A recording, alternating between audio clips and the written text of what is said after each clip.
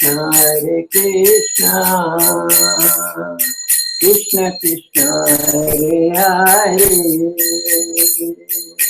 Hare Rama, Hare Rama, Rama Rama Hare Hare, Hare Krishna,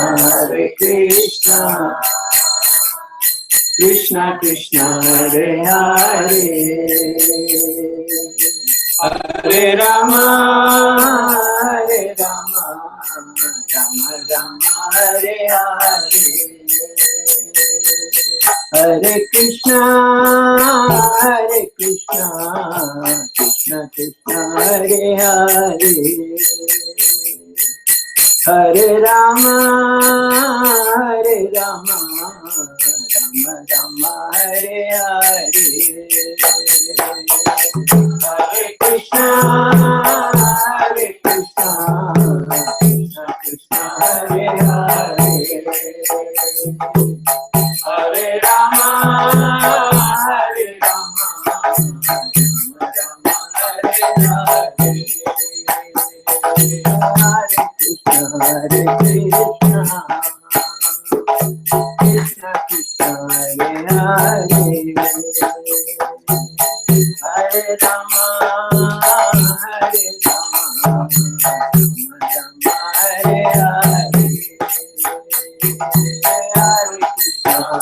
Krishna,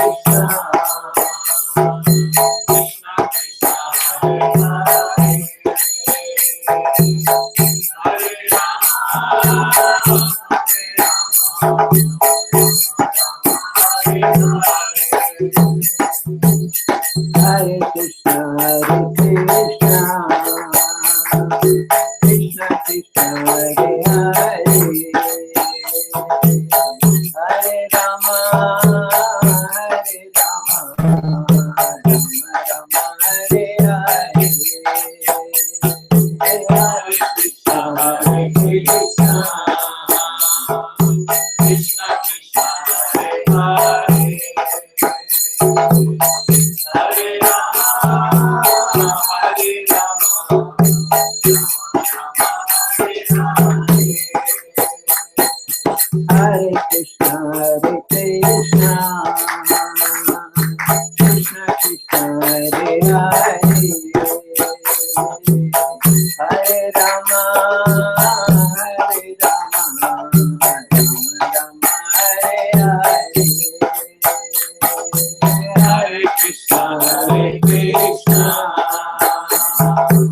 Krishna Krishna Hare Hare, Hare Rama, Hare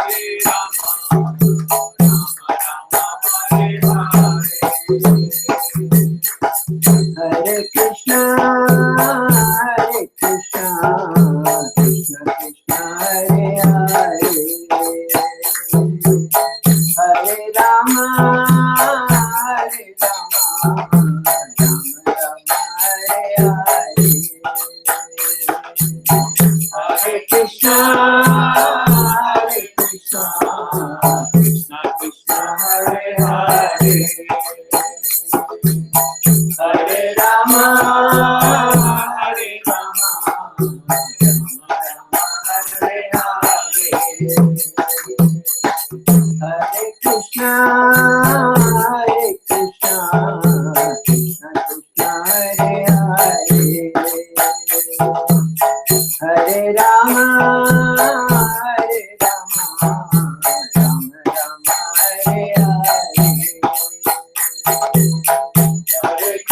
Krishna,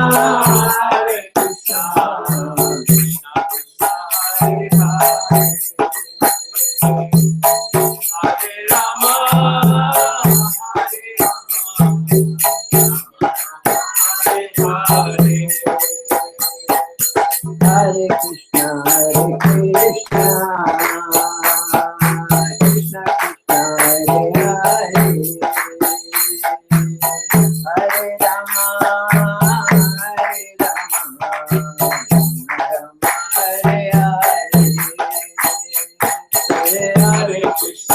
Hare Krishna, Krishna Krishna Hare Hare,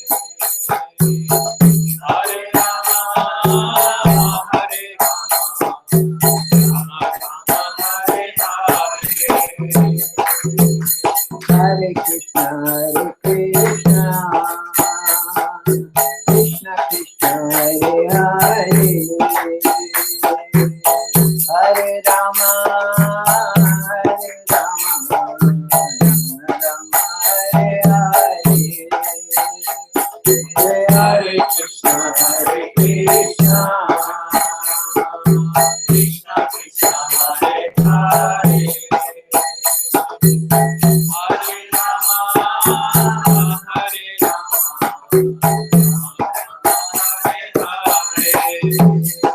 Hare Krishna, Krishna Krishna, Hare Hare, Hare Rama, Rama Rama, Hare Hare, Hare Krishna, Krishna Krishna, Hare Hare,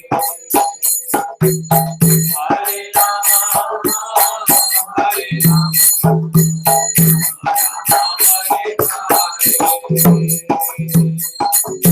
Hare Krishna,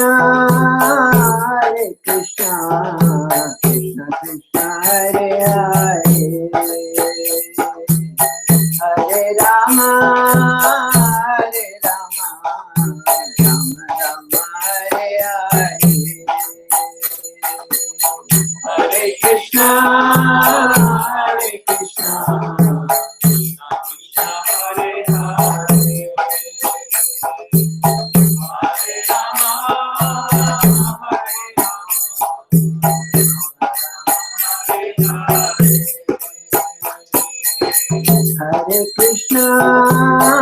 Hare Krishna, Krishna Krishna, Hare Hare, Hare Rama, Rama Rama, Hare Hare, Hare Krishna, Krishna Krishna,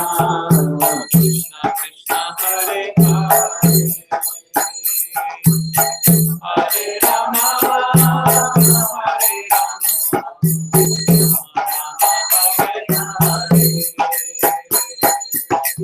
Hare Krishna, Krishna Krishna, Hare Hare, Hare Rama, Rama Rama, Hare Hare, Hare Krishna, Krishna Krishna, Hare Hare, Hare Rama, Hare Hare,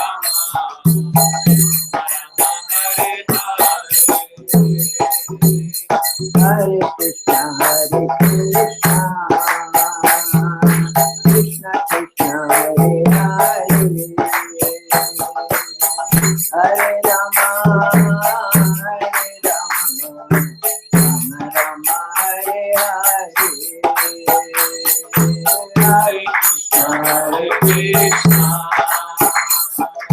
Krishna, Krishna Krishna, Hare Hare, Hare Rama, Hare Hare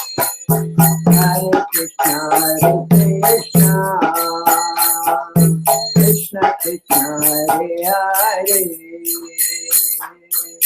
Hare Rama, Rama Rama, Hare Hare, Hare Krishna, Krishna Krishna, Hare Hare,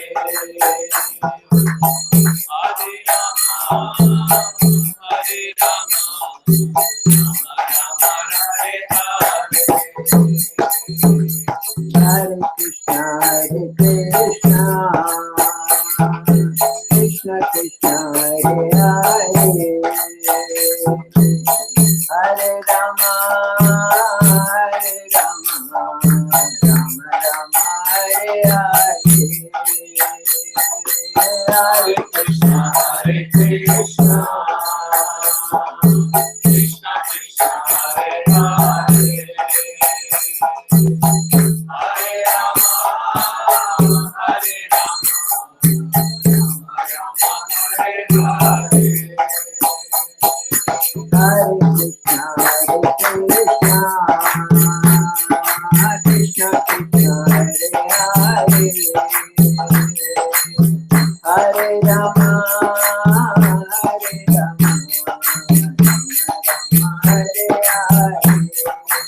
Hare Krishna, Hare Krishna,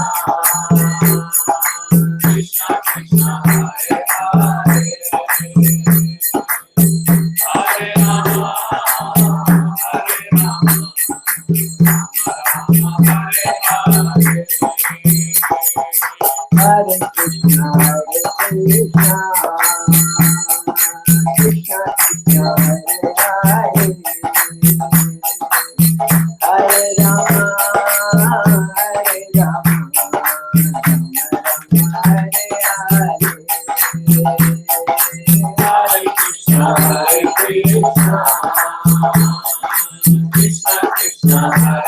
Hare, Hare Rama, Hare Rama,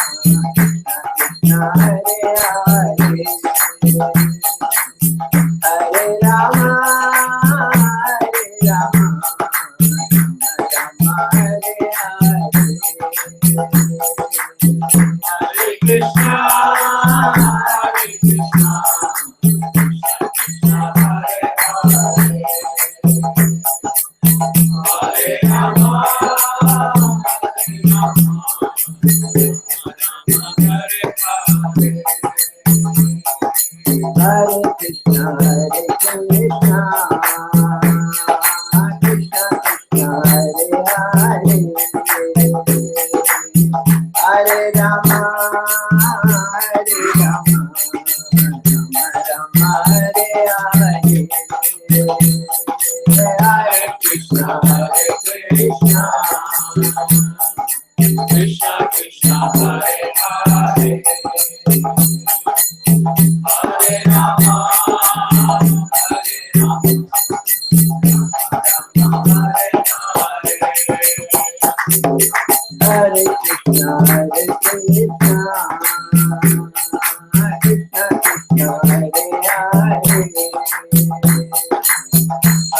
Rama, Hare Rama, Hare Hare, Hare Krishna, Hare Krishna, Krishna Krishna, Hare Hare, Hare Rama, Hare Rama, Hare Hare,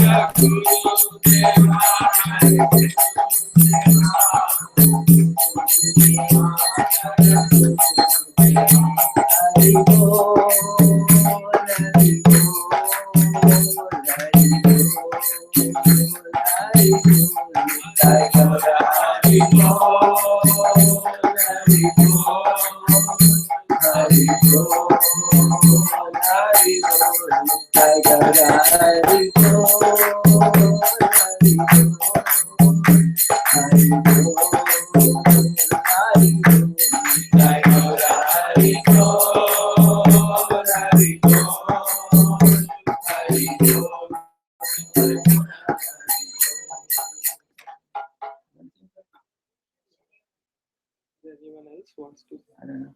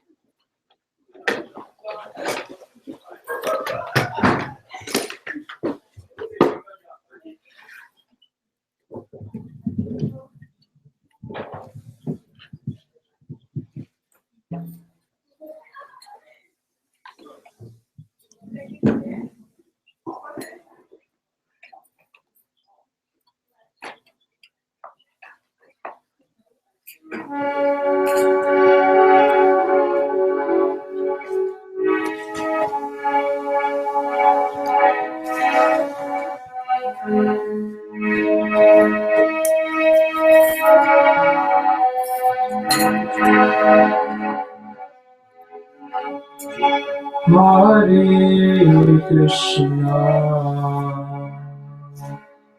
Hare Krishna, Krishna Krishna, Hare Hare, Hare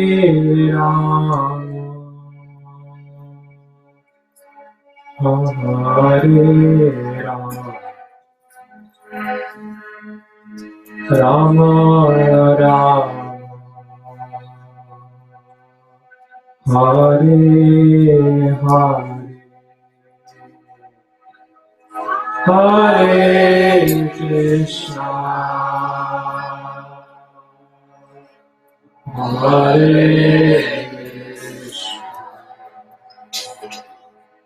Krishna, Krishna,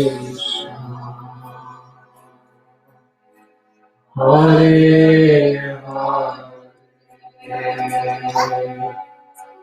Hare Rama,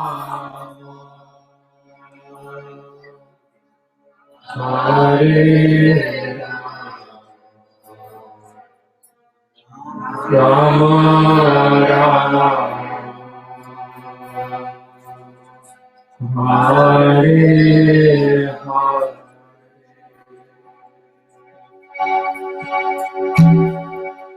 Hare Krishna,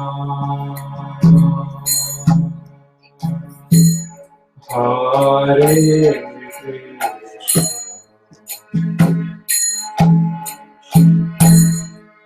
Krishna Krishna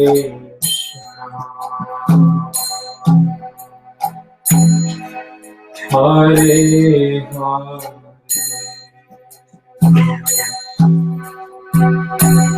Hare Hare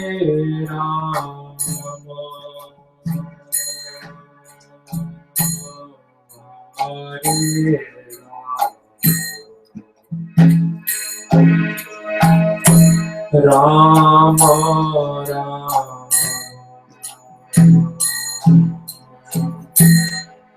Hare Hare Hare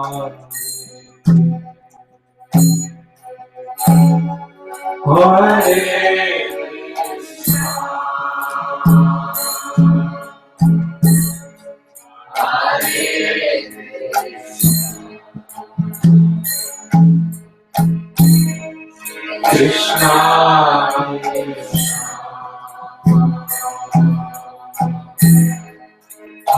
Hare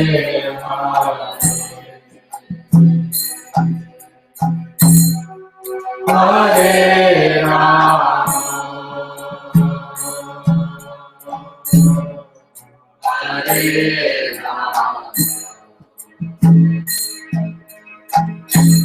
Rama Hare Rama Rama Hare Hare Hare Krishna Hare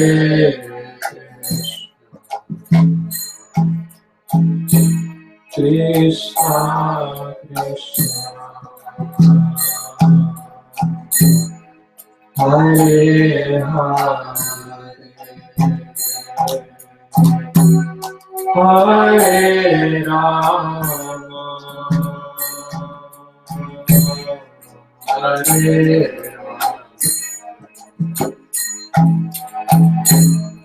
Rama Rama Hare Hare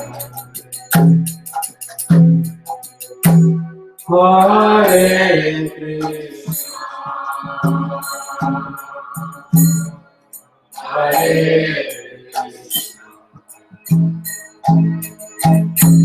Krishna Krishna Hare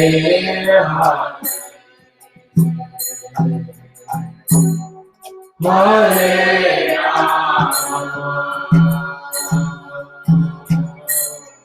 Hare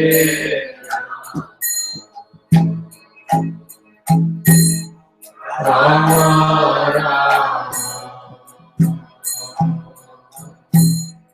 Hare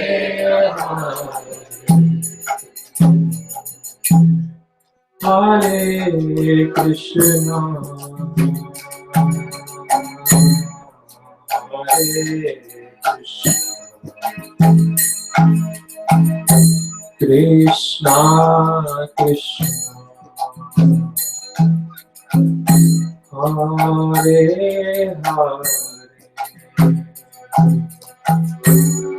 Hare Rama Hare Rama Rama Hare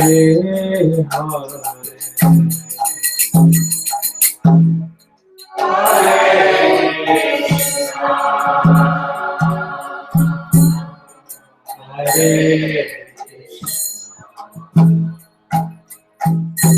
Krishna Krishna Hare Hare Hare Rama Hare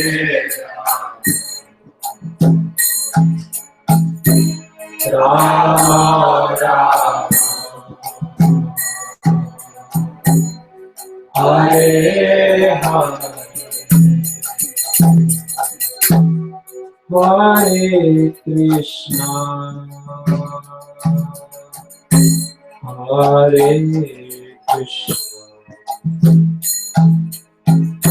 Krishna Krishna Hare Hare Hare Rama Hare Rama Rama Hare Hare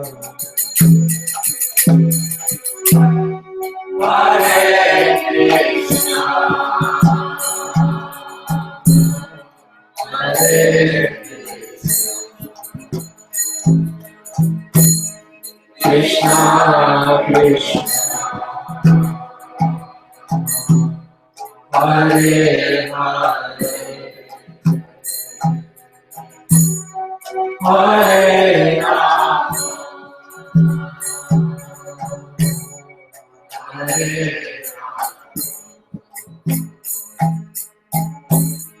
Rama Rama Hare Hare Krishna Hare Krishna Krishna Krishna Hare Hare Hare Rama Hare Rama Rama Hare Hare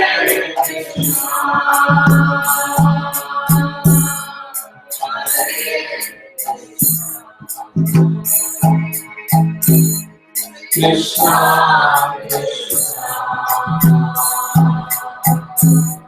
Hare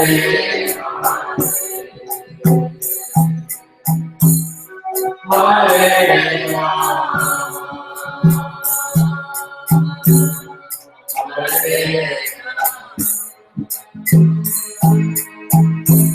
Rama Rama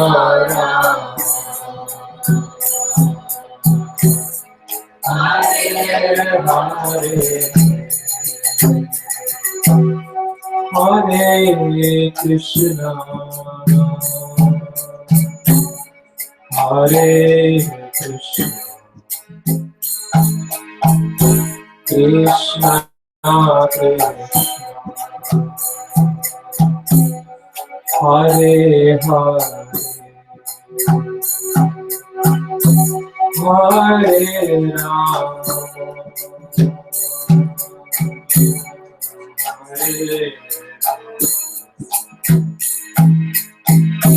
Rama Rama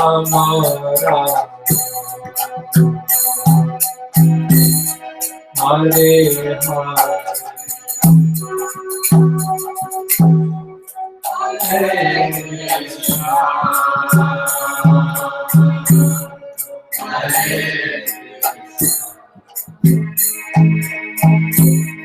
Krishna Krishna Hare Hare Hare Rama Hare Rama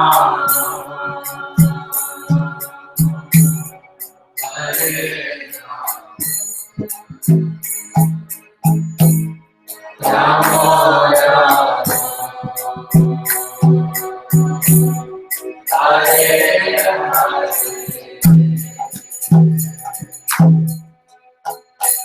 Hare Krishna Krishna Krishna Hare Hare Hare Rama Hare Rama Rama Hare Krishna Hare Hare Rama Hare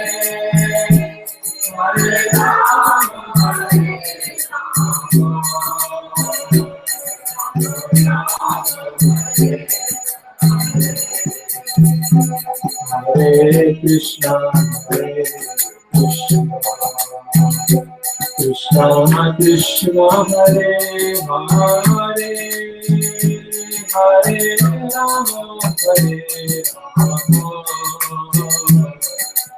Rama Hare Hare Krishna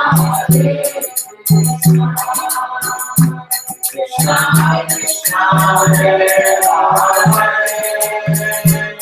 Hare Rama Hare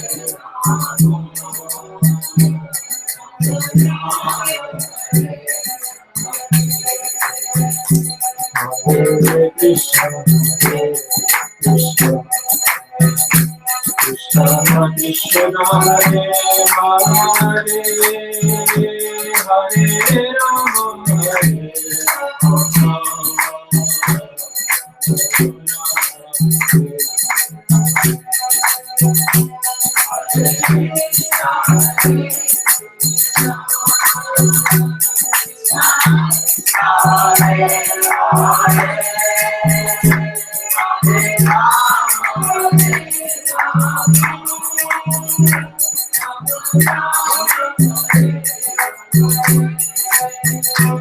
Hare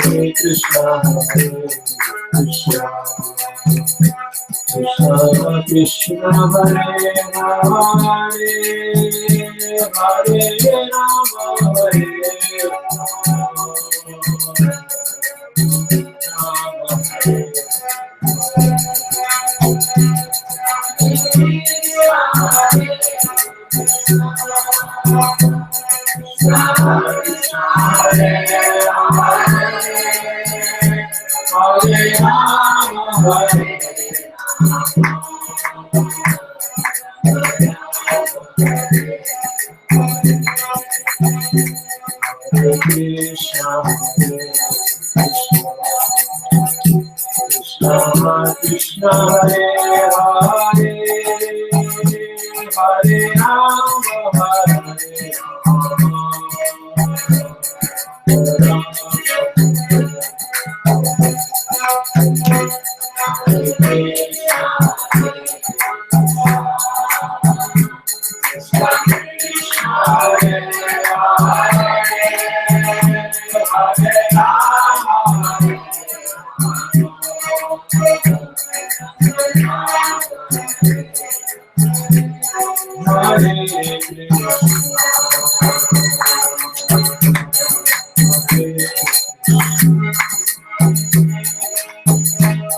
Krishna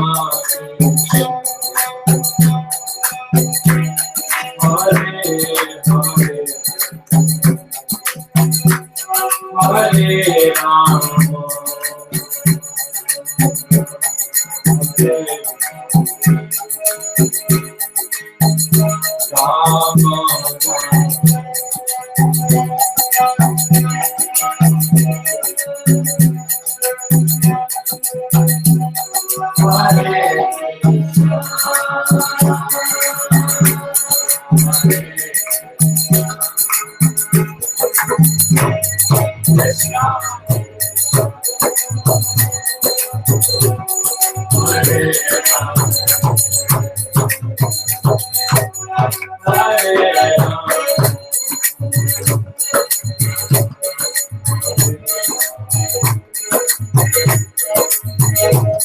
Rama Hare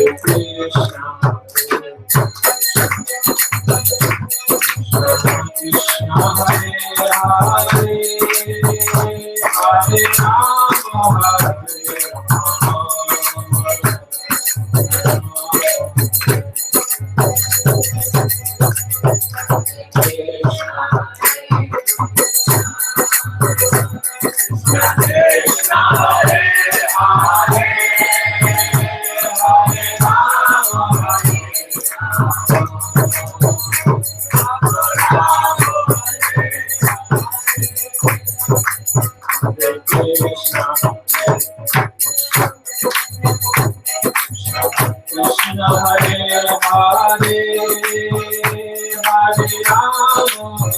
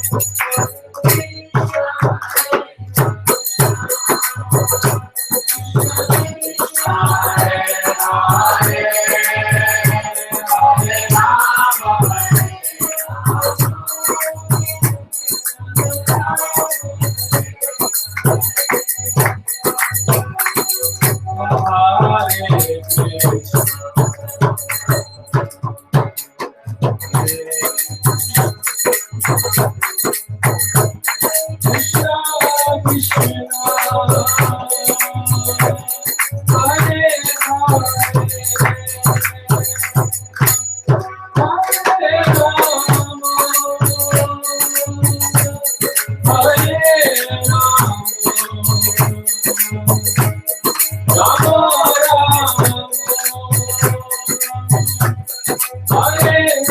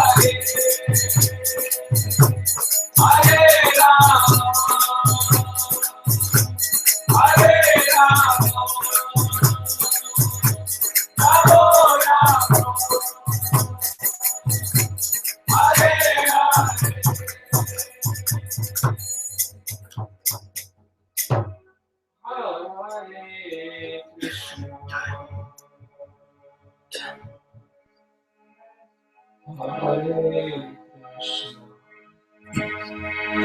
Krishna Krishna, Hare Hare, Hare Rama, Hare Rama,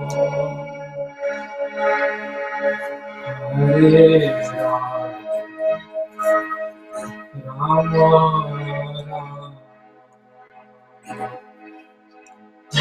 Hare.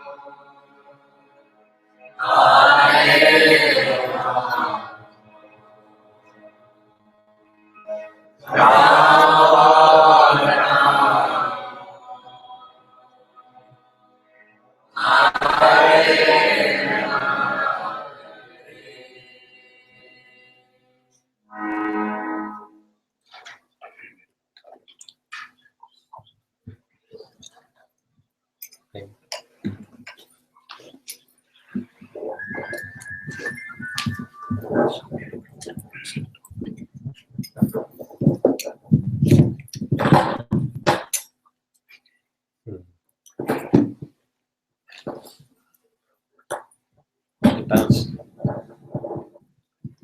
Oh, Doesn't mind Maharaj. I don't mind. Just keep it short. Hare Krishna. I want to thank you all for coming here on this Saturday morning. We are very, very fortunate to have His Holiness Romapada Maharaj with us this morning. And we have another program this evening as well. So without taking too much time, I would like to just read a little bit about Maharaj, which will take hardly a minute, because I don't want to get my facts wrong, to be honest. His Holiness Romapada Maharaj, as we know, he's a very senior disciple of Srila Prabhupada, and he is also a governing body commissioner and a spiritual initiating master. He is known, very famous for his student preaching. He has helped so many students to realize the purpose of human life. He has been preaching at Cornell, Yale, Stanford, MIT, and the list goes on. He has also been speaking at corporate places like Microsoft and Lucent. He's actually instrumental for so many congregations flourishing. If you really want to see, you should go to the Chicago temple and you'll see how beautiful that temple is and how that congregation is flourishing. And Maharaj has been instrumental in putting everything together there. And of course, he has been providing direction and guidance to Sunday schools. You know, the Sunday school that we run here in Atlanta is actually blessed by Maharaj too. So that program we follow is also been approved by Maharaj. And so you can see Maharaj's contribution to ISKCON as well as helping all of us by coming to Atlanta and giving us his association. So we hope Maharaj will keep us always in his radar and always visit Atlanta and bless us so that we can also grow as a congregation and someday we can make him proud of it too. Thank you so much, Maharaj.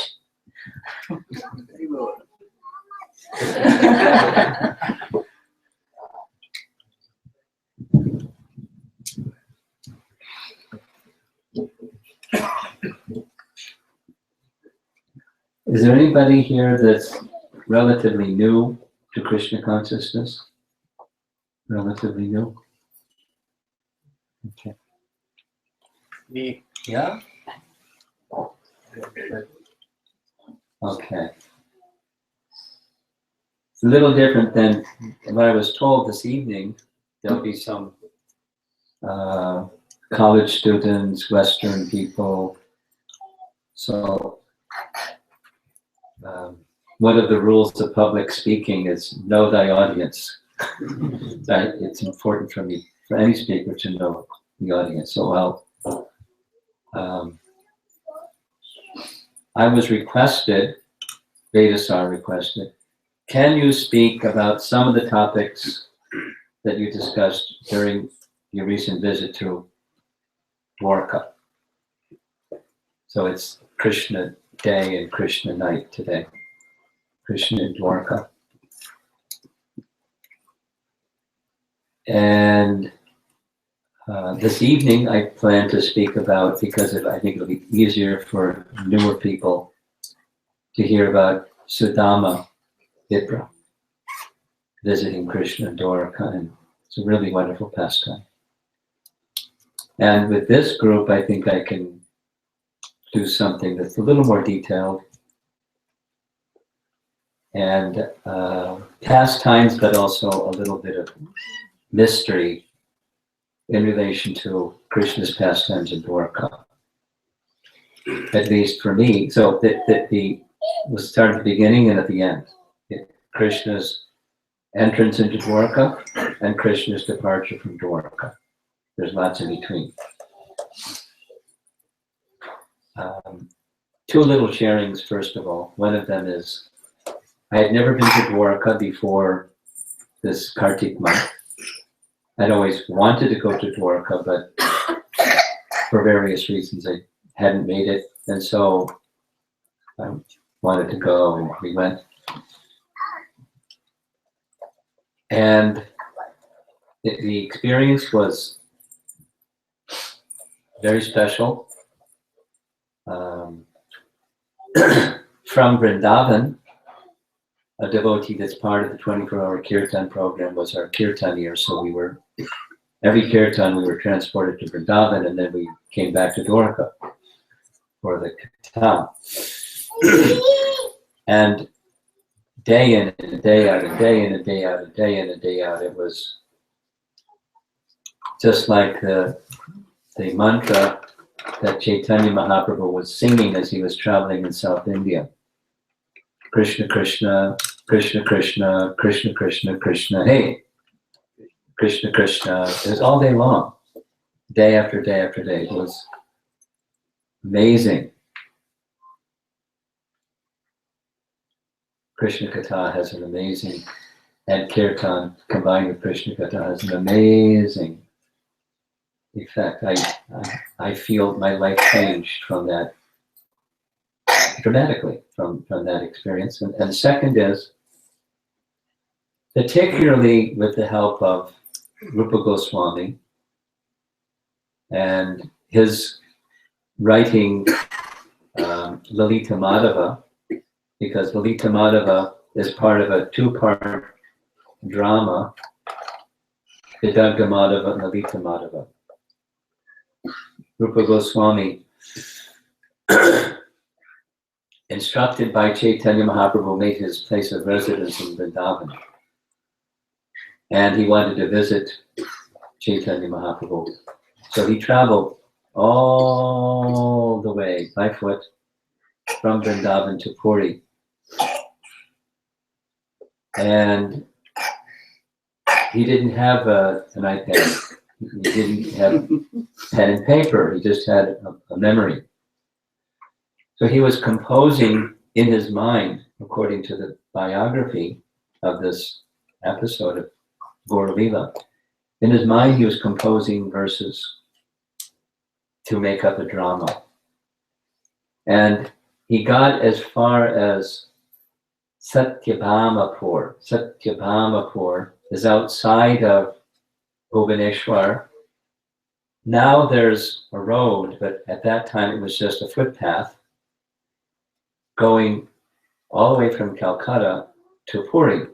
Now it's a road from Calcutta to Puri, but it was a footpath. And to the side of the footpath, just south of Bhubaneswar, on the way to Puri, was a little village called Satyabhamapur. So Rupa Goswami spent the night at Satyabhamapur. He saw the deity of Satyabhama, and at night he had a dream. And in his dream, Satyabhama appeared not the deity Satyabhama, but Satyabhama appeared. And he was very clear who it was, and Satyabhama instructed him, you shouldn't just compose one drama, you should compose 2 dramas. And the first drama is Krishna's pastimes in Vrindavan and Krishna's pastimes out of Vrindavan is the second drama. Make 2 dramas. And he woke up and took that as an instruction from Satyabhama. He didn't say to anybody, he wasn't even with anybody. And then when he got to Puri, some days later, Chaitanya Mahaprabhu said, I understand you're composing a drama about Krishna's pastimes. It should be 2 dramas in Vrindavan and outside Vrindavan. And Rupa Goswami took it as confirmation. Yes, it was Satyabhama that said it, and Lord Chaitanya is omniscient. I mean, not like he didn't know, but just confirms that Lord Chaitanya is omniscient. And so it became 2 dramas. And very similar to Canto 3, the early part where Uddhava is speaking to, Uddhava is speaking to Vidura about Krishna. And it's first wonderful just glorification of Krishna, and then Krishna in Vrindavan and Krishna outside Vrindavan. And our acharyas have followed that pattern. Many Krishna's pastimes in Vrindavan and outside of Vrindavan. Compliments of Krishna's pastimes outside of Vrindavan. Rupa Goswami gives us a picture of Krishna's heart, even when he's in Dwarka. And Krishna's heart is in Vrindavan. You know, like that t-shirt, I left my heart in Vrindavan. Krishna left his heart in Vrindavan. In fact, he never left Vrindavan. His expansion, Vasudeva Krishna left. But Krishna left his heart in Vrindavan. And similarly, in Brihat Bhagavatamrita, you find the same. Krishna disclosing to the queens his love for the residents in Vrindavan. It's a very important part of the teachings of the followers of Lord Chaitanya to understand Krishna's love for the residents of Vrindavan as we understand the residents of Vrindavan's love for Krishna. So, big thing that I appreciated out of the Krishna Krishna, Krishna Krishna, Krishna Krishna Krishna Hey, is Krishna's thinking of the residents of Vrindavan all the while he's in Dwarka. He's performing pastimes for multiple purposes. But his heart is with the residents of Vrindavan.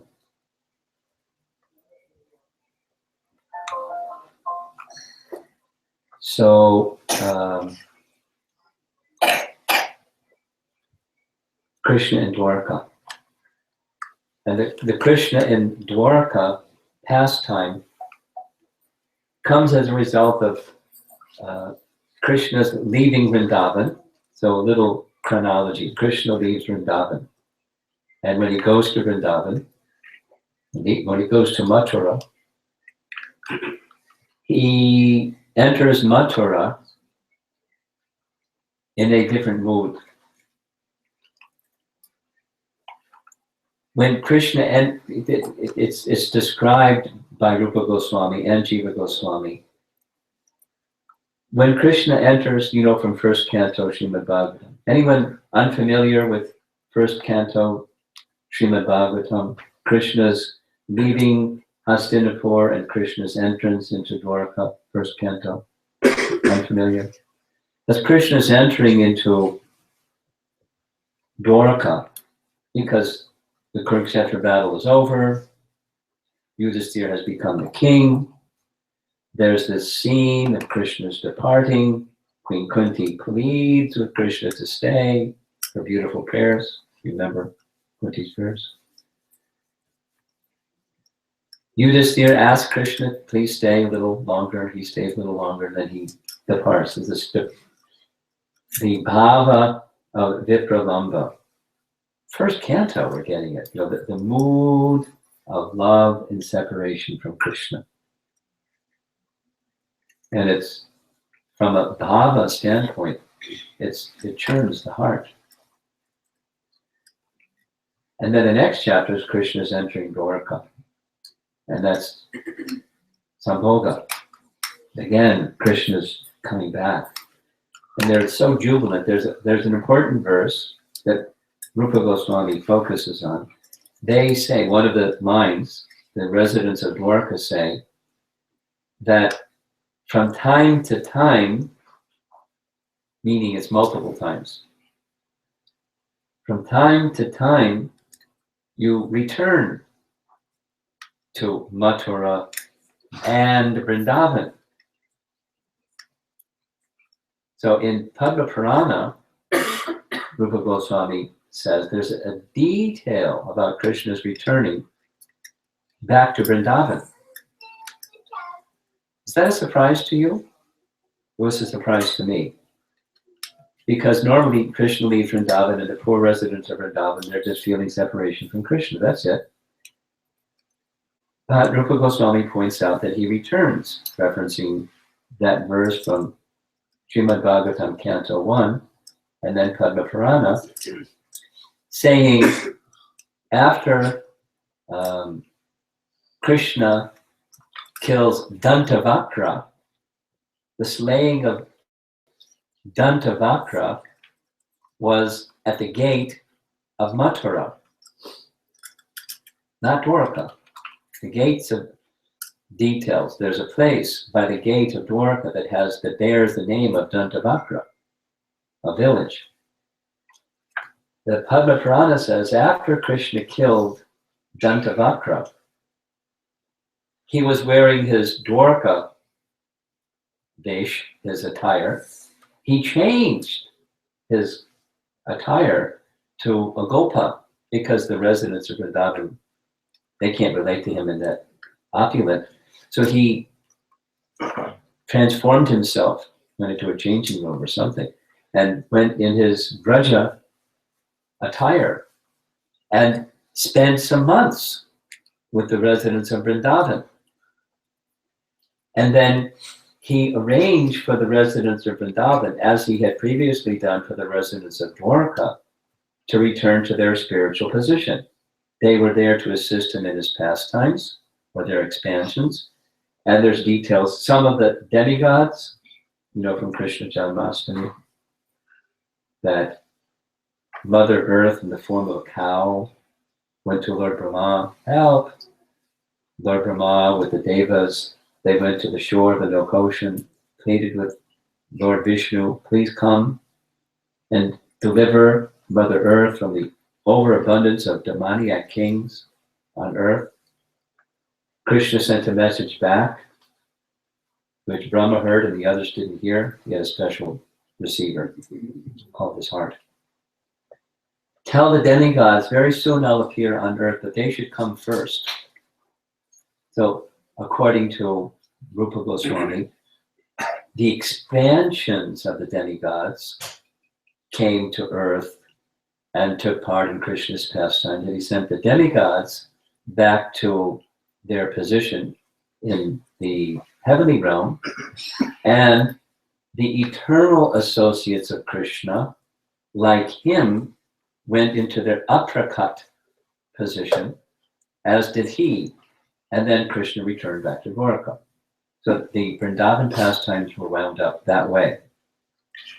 Rupa Goswami explains. Isn't that interesting? Prakat and aprakat.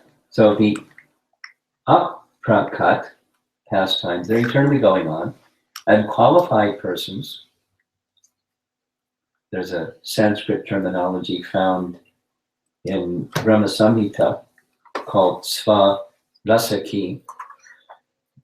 Qualified persons, Jiva Goswami writes in his commentary in Brahma Samhita that even today, during his time, even today, there are persons qualified with the Swa Rasaki, and they can not only see Krishna's aprakat pastimes, but they can enter into and experience and enjoy the ecstasy of participating in Krishna's aprakat pastimes.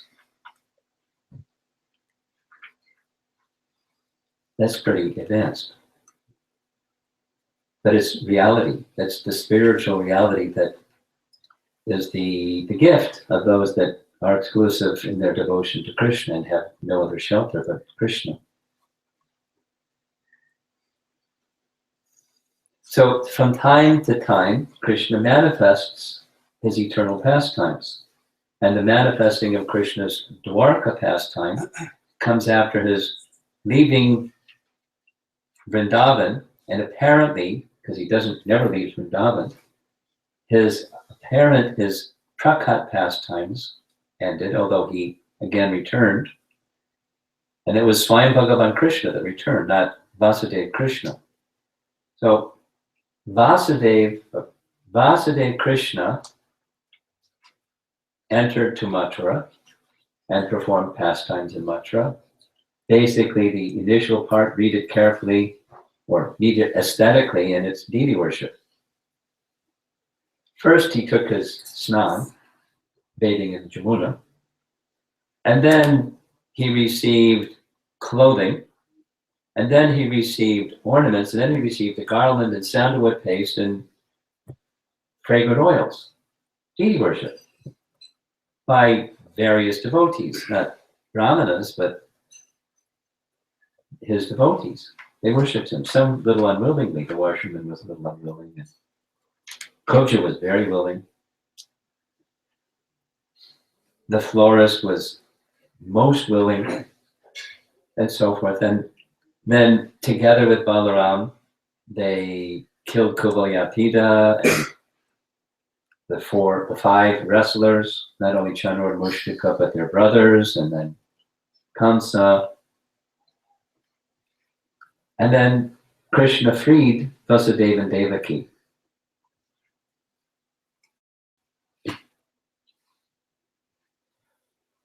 One of Uddhava's pains when he speaks in the third canto to Vidura, it pains me so much that Krishna, who is the supreme personality of Godhead, when he came before Vasudeva and Devaki, he said, "Please forgive me. I left Vrindavan because I was afraid of Kamsa." And when people hear that, they think, just see, he's like us. This pains me very much. He doesn't mind that Krishna says those things. He minds that people take it literally, that Krishna was afraid of Kamsa.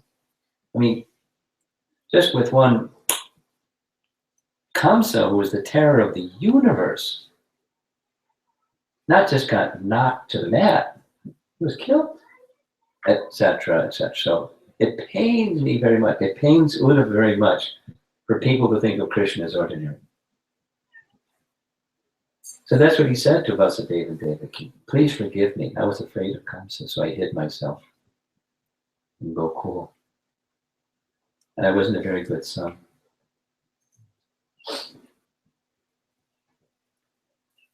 So after freeing Vasudeva and Devaki, the very next thing that he did was he invited all the other dynasty that had run for their lives out of fear of Kamsa to please come back and take up their residential quarters.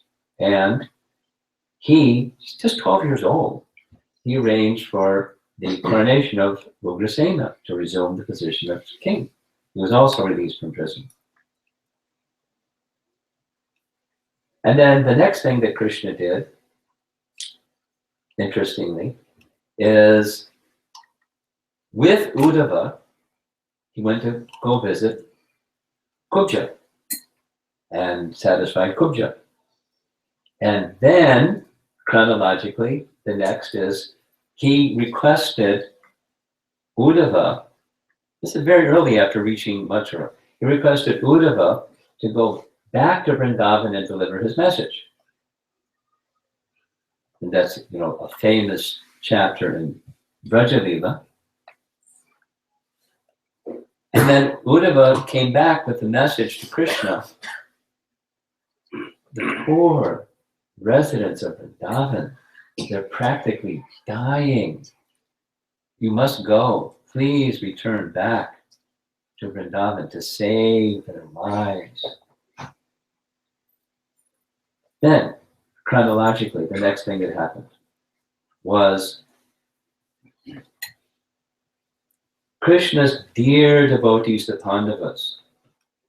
Time had passed, Pandu had died, they had come back to Hastinapur. There's Kunti and her 5 sons, and he had a sense that there was intrigue for them to be reinstated in Hastinapur. So what did he do? He sent Akrura. Just the same Akrura that had come to bring him. Akrura was a very trusted minister to the kingdom. So he stayed, Akrura, interestingly, Akrura stayed when many of the others fled the other dynasty clan or dynasty. They fled, but Akrura stayed because he was a devotee of Krishna. He knew that Krishna would soon appear, and so he wanted to stay so he could see Krishna, so he got to see Krishna. Then he was given this other service. Krishna sent Akrura to go to Hastinapur. He stayed 3 months. And he stayed in the house of Vidura, because Vidura is the only devotee of Krishna practically in Hastinapur. And Kunti was also staying there. Later in Kunti's prayers, she says, when you sent Akrura to come check on us, from that time forward, I knew for sure Krishna will always protect us. Not like she had some doubts before, but she speaks like that in her prayers. So Krishna sent Akrura to find out, some intelligence mission, a spy mission. Find out what's happening.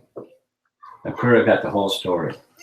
Akrura tried his level best to persuade, to describe to Mahabharata. He spent all night, all evening, all night, into the rising of the sun in the morning, trying to persuade Dhritarashtra to give up this enmity. And basically, Dhritarashtra said something very similar to what Dhruva said to Narada. The advice you're giving me is right, but I can't follow it. I'm too attached. Yes, you're saying it'll bring ruination to the entire dynasty. I'm violating dharmic principles. You're right, but I can't help myself. I can't follow. I'm too attached. So Akrura left. And Akrura came back to Dwarka. No. Mathura. Akrura came back to Mathura and described to Krishna the intrigue, that Krishna should do something. Our acharyas say, here's these two, if you're Krishna, what would you do? The residents of your dear devotees in Vrindavan, they're going to die out of separation from you. Your dear devotees in Hastinapur, they're in great trouble. One would expect Krishna to do with one or the other or something. But the acharyas say, for some reason, Shukadeva Goswami just changes the subject out of the air.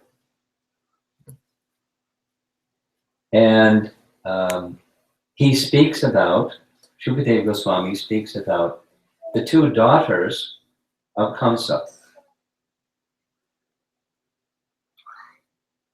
And the 2 daughters of Kamsa, wives of Kamsa. The 2 wives of Kamsa were daughters of Jarasandha. So this isn't described in the Bhagavatam, it's described in Garga Samhita. But the 2 daughters of Jarasandha became married to Kamsa in the following manner. Jarasandha, big hero, would go from time to time with his generals and go into the forest and barehanded fight tigers and lions and, test his prowess.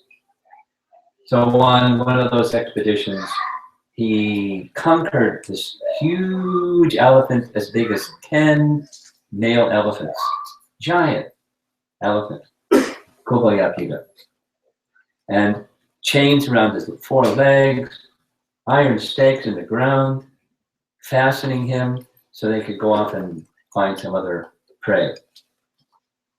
Kuvalayapida was so strong, he uprooted all 4 of those stakes and went running in a northerly direction.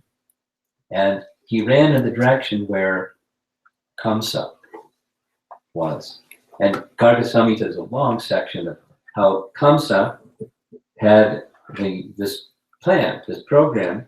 He was so powerful, he would go to kingdoms, challenge the king and his entire army, defeat the entire army, and leave them just the king and him standing on the battlefield and give him 2 choices.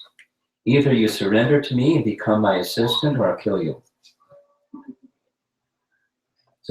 That's how he amassed his buddies, people that were birds of a feather. They became Kamsa's clan, or supporters. And Kamsa was on one of those. And Kuvalayapida was heading to the camp where Kamsa was. And trumpeting his loud noise, Kuvalayapida saw Kamsa, and Kamsa stood up, according to Garga Samhita, had battle with Kuvalayapida, picked Kuvalayapida up and twirled him around and around, and giant, biggest. Kamsa was strong. Threw him several miles in the air, and he came crashing down on the ground at Jarasanda's camp. Jarasandha saw this Kuvalayapida come flying through the air and crashing to the ground, and thought, wow, that was good. So he started following in the direction where Kuvalayapida had come, and he met Kamsa for the first time. And once he understood it was Kamsa that had done that, he said, I'm so moved by your prowess and strength, I'd like to make as a gift that elephant was my captured elephant. I'll gift him to you and my 2 daughters. They'll become your queens. Please accept them. So an alliance by marriage through Jarasandha and Kamsa. So when Kamsa was killed, the 2 queens, or the daughters of Jarasandha, went back to Jarasandha. Daddy, Krishna just killed our husband. Do something. Take revenge. So Jarasandha took a vow. Not only I'll destroy Krishna, I'll destroy the entire Yadu dynasty. Take a vow. So he amassed some number of Akshauhini divisions of soldiers. I forget the number. 11 or something like that, and then so he amassed this huge number, I forget the number, of soldiers and elephants and horses and chariots, and went marching off.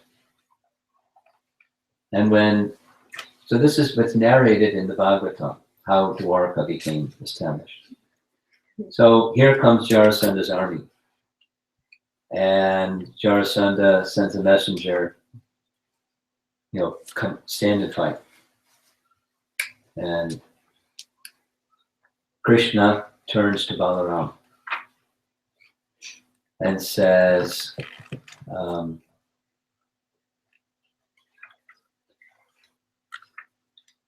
what should we do?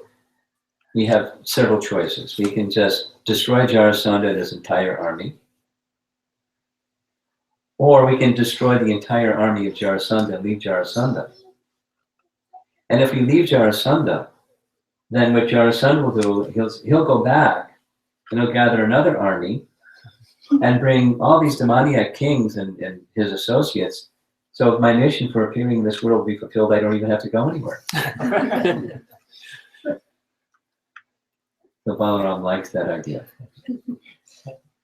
The Bhagavatam describes just at that acknowledgement from the sky comes celestial chariot for both Krishna and Balaram with royal horses and so many weapons, and the names of the weapons are there in everything, just ready to go. So Krishna smiles and says, Balaram, I know that you don't need any weapons, but these are your devotees. They want to do some service for you, so please accept their service. So they circumambulate the chariot out of respect, get on the chariot, and just the two of them, no army behind them, go onto the battlefield. And Jarasandha speaks some enigmatic words, saying to Krishna, not addressing Balaram, saying to Krishna, bad things. You're a coward. Nobody even knows what your caste is. You're not a Kshatriya. Maybe you're a Vaishya. I can't fight you. You're unworthy of my fighting you. Although it's Krishna and Balaram that killed Chandra and Mushtaka, and Krishna who killed Kamsa. So a battle begins, and very quickly, there's a long description, battle scenes get really dragged out, but the entire army of Jarasandha has destroyed, all the 11 Akshauhini divisions of soldiers except one person, Jarasandha, left standing on the battlefield. Balaram grabs him. When Balaram grabs you, better watch out. He ties him up with rope. While he's tying him up with rope, Krishna says, no, let him go.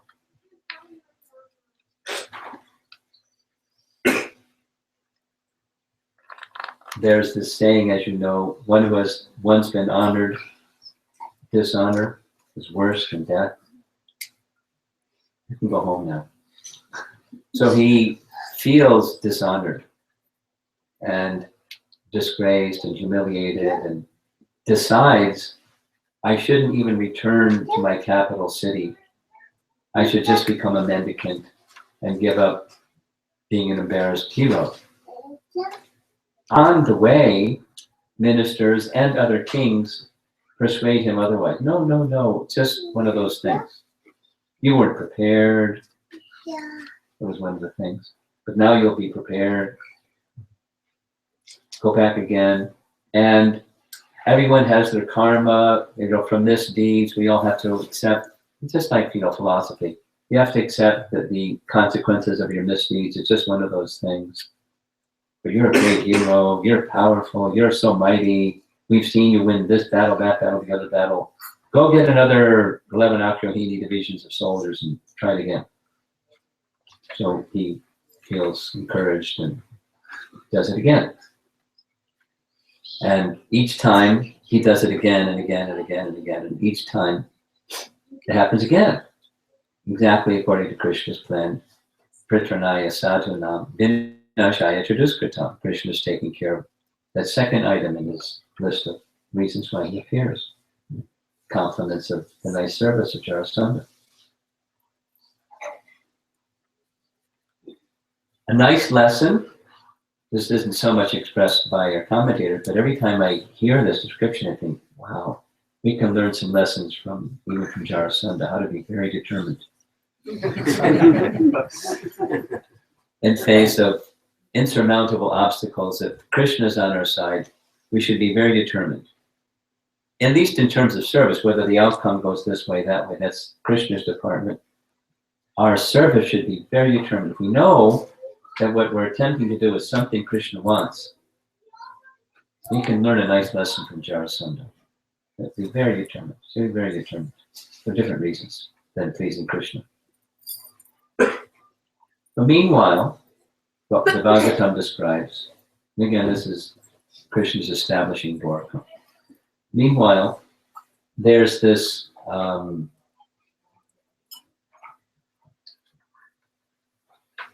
other personality that comes to find out from Narada Muni, Kaliyavana, that the greatest hero of all in the whole world is Krishna, and his armies, the Yadu dynasty armies.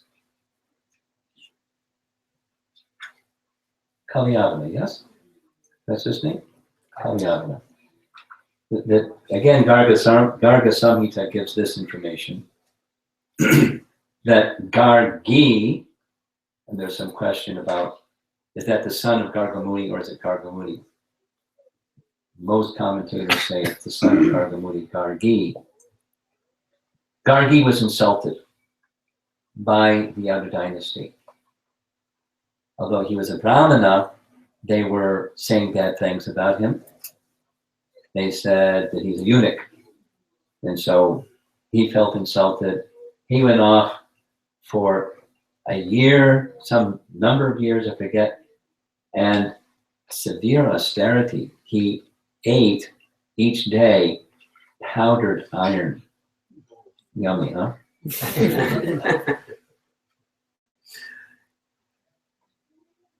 And he wanted to get a benediction. The benediction he wanted to get, it was given to him, that he would have a son who would give trouble to the Yadu dynasty. So some time passed, and the Yavana king was unable to produce sons. He invited Gargi to impregnate his wife to have a son, and Kalyavana was born, who had this benediction that he would become an enemy and give terror and difficulty to the Yadu dynasty. He was very, very strong. And one time, but he could find no one who could match his strength. Kshatriyas like somebody that can match their strength and have some combat with. Narad Muni happened to visit the kingdom one time, and he was asked, who is there in this world? Well, Krishna is the greatest fighter, and the Yadu dynasty is the greatest army. So Kalyavana thought, very well, I'm going to go to Mathura and declare war with Krishna and the Yadu dynasty, the Yadu army. It just so happened he was from the southern direction, and Jarasandha was coming from the easterly direction, and they were converging on Mathura at the same time, or close to the same time. Kalyavana's army came first, and their spies or the messengers said very soon, Jarasandha's army is also going to come. So Krishna consulted quickly with Balaram and said, I'm not concerned for myself or for you, I'm concerned about the Yadu clan. They may have some difficulty. So Krishna made a plan, and the plan was, you stay here and hold off the armies. I'm going to go with Vishvakarma and create a place for the Yadu dynasty to go. Dwarka was built. And there's details and details and details. It was a city designed by Krishna and executed by Vishvakarma. And there's different numbers. Some say 30 miles in diameter, some say 64 miles in circumference. But the city in the sea, with big wall, and then all the description of the avenues and parks and lakes and buildings and the birds and the trees and, Vaikuntha, the opulence of Vaikuntha in Dwarka. And somehow happened really quickly, because Krishna then, according to the Bhagavatam, in the middle of the night, when the Yadu dynasty members were asleep, Krishna transported them and situated them in their different residences.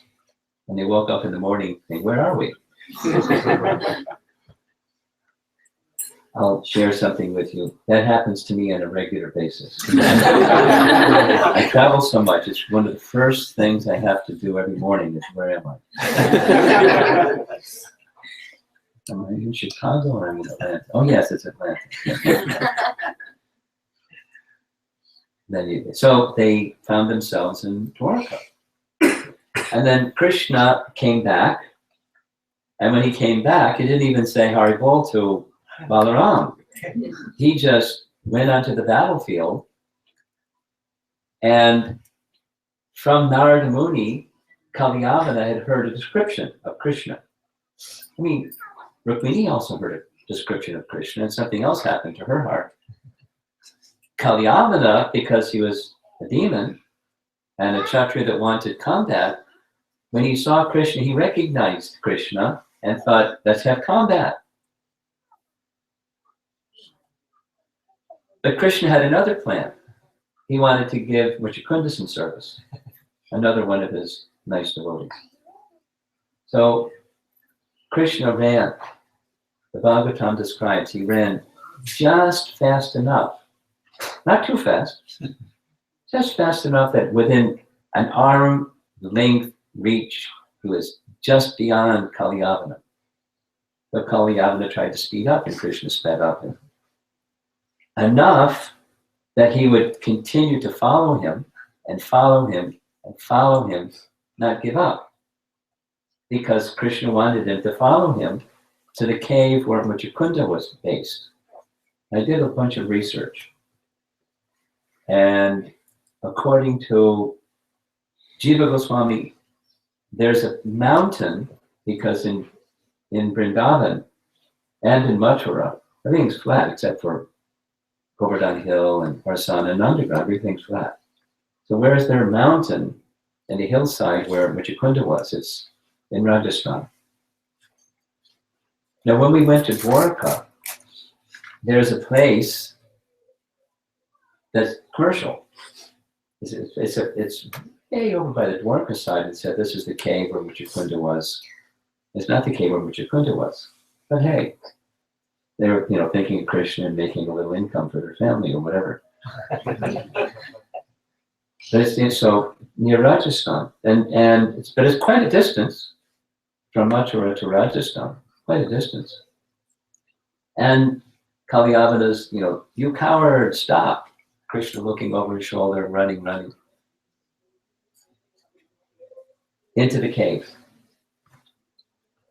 And although Krishna was effulgent, he withdrew his effulgence so that Kalyavana couldn't detect him. And he went into the cave. The cave was somewhat dark, but he saw a body lying on the ground, Muchukunda. And he thought, oh, Krishna's fatigued. So he went and kicked him with all of his force. Get up and fight. Except it wasn't Krishna, it was Muchukunda. And Muchukunda had a benediction from the demigods that if somebody woke him up, little about Muchukunda, if somebody woke him up, from his eyes, the person he looked at, immediately the person who woke him, they would burst into flame. And there was a pile of ashes in the middle of the cave. The ashes of Kalyavana. Krishna was giving Muchukunda some service. Muchukunda was a devotee. But how did Muchukunda become a devotee? Here's how he became a devotee. Muchukunda is from, Krishna is from the Moon dynasty, and Muchukunda is from the Sun dynasty, the line of Ikshvaku. And at the same time, there was a Garga Muni was consulted by Muchukunda, can you do my chart? Because Garga Muni's like super astrologer. So he said, oh, great fortune. The day will come when you will see Krishna face to face. And he described Krishna. And from the description of Krishna, Muchukunda became his devotee. No different than Kalyavana. And of course, a little different than Rukmini, but he became a devotee. And his desire was to see Krishna. Muchukunda was a big hero, great, powerful Kshatriya. So powerful that from time to time, as would happen with Dasarath, from time to time the demigods would invite him to come and assist them in battle. So Muchukunda agreed. And he fought day and night and day and night and night and day for a long, long time. Finally, he was relieved. Kartikeya came and says, you've done a great job. The demigods now wish to give you a benediction. Whatever benediction you would like. Now he could have asked, let me see Krishna. He could have asked for that, but he got it anyways. Because that was the desire in his heart. He said, I just like to get some rest. And then the second part of his benediction was, and if anybody wakens me, even Indra, he shouldn't come and ask me to do more battle again, please. So anybody that wakens me, they'll instantly die. They'll be burned to ashes. So they granted that benediction. So he took rest in this cave by the side of a mountain. Krishna knew because he's in the heart of every living entity, and including Muchukunda, who wants to see Krishna. And where did that desire come from? It came from the association with a devotee who had devotion for Krishna. That's where the desire came from. So when Muchukunda was wakened by the kicking of Kalyavana, and Kalyavana got burnt to ashes, Muchukunda's looking around the cave and he sees this effulgent personality. So effulgent he couldn't even see his form, just his glaring effulgence. So Muchukunda starts to ask him, basically, who are you? And then he offers some options. Are you a demigod, or are you a mystic, or maybe you're the personality of Godhead? Could you tell me what's your family, what's your dynasty, and who is your father? Then commentator said, you realize that's not polite. He should identify himself first. I am King Muchukunda, and I come from this family, and this is my residence, and now may I ask who you are? The Krishna says, I'm the son of Vasudeva and Devaki, and I was born in the prison house of Kamsa, and you are my devotee. I'm the Supreme Personality of Godhead. You've had a desire for a long, long time to see me. Here I am. Because of your desire and your pure devotion, I've come before you. You can see me to your heart's content. So now, what does Muchukunda say? Well, he says, for starters, words of humility. That's because he's a devotee. First, he's like, who are you? Then, words of humility, he describes something, not the same, but something very similar in mood to the Sharanagati songs of Dainya, of humility, speaking about the abject foolishness of his life. I was a king. I was a great hero. And I was expanding my kingdom. And people were adoring me. I had great riches. But I was never satisfied. Because how can those things that are temporary ever give one satisfaction? But nonetheless, because of my madness and state of mind, I kept pursuing those things and pursuing those things. They've literally wasted my life. But somehow, this is a very important punchline, somehow by the mercy of a devotee, Gargamuni didn't give his name, by the mercy of devotee, the seed of attraction for you was given or received by me. And just from that short association of a devotee, now you have shown your full mercy, you come before me, your devotee. That verse that I just spoke is cited by Chaitanya Mahaprabhu when he's explaining in Chaitanya Charitamrita to Sanatana Goswami about bhakti. Very nice section. He does something similar but a little different with Rupa Goswami, but how does bhakti begin? It begins by associating with the bhakta. And this verse is a verse that Chaitanya Mahaprabhu cites from Muchakunda of how his bhakti began, how he got the mercy of seeing Krishna, and being in his direct association, is you get a little mercy from a devotee. Not everybody says yes when they get a little mercy.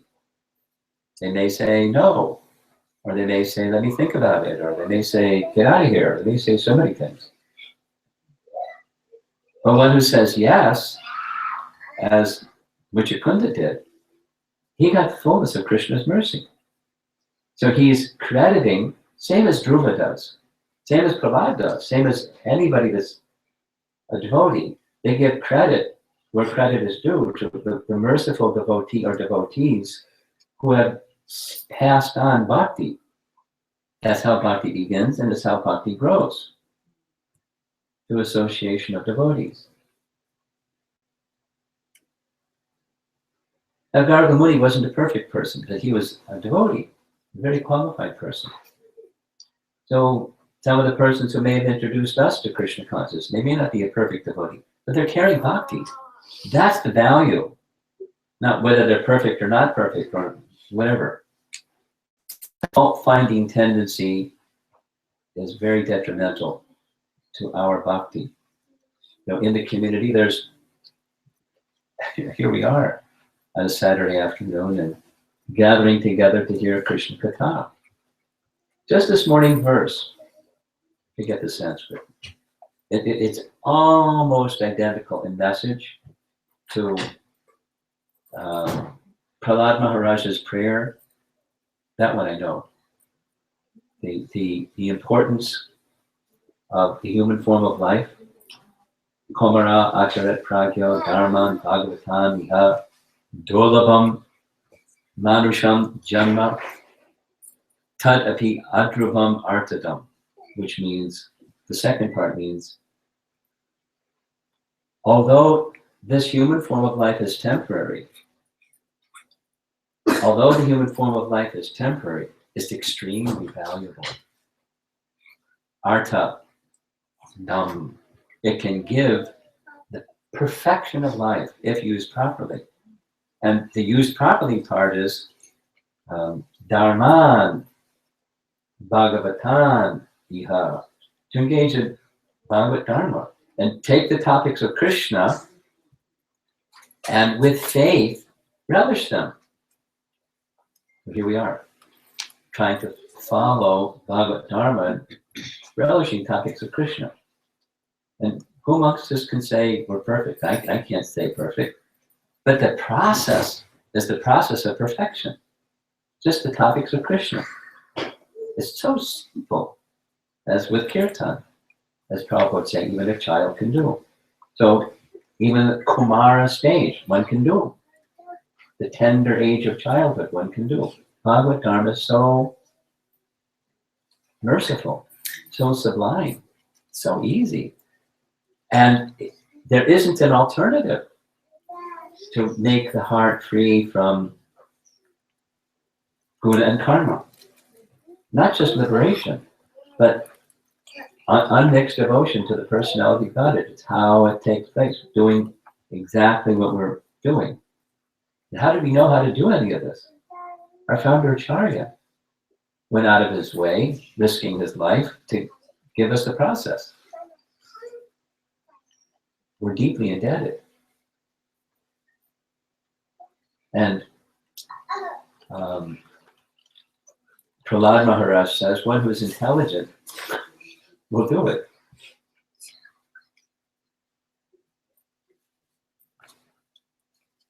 Pragya.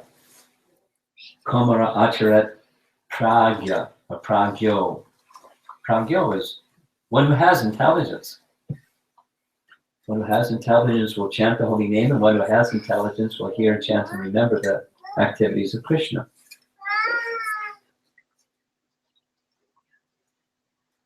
She okay? Okay.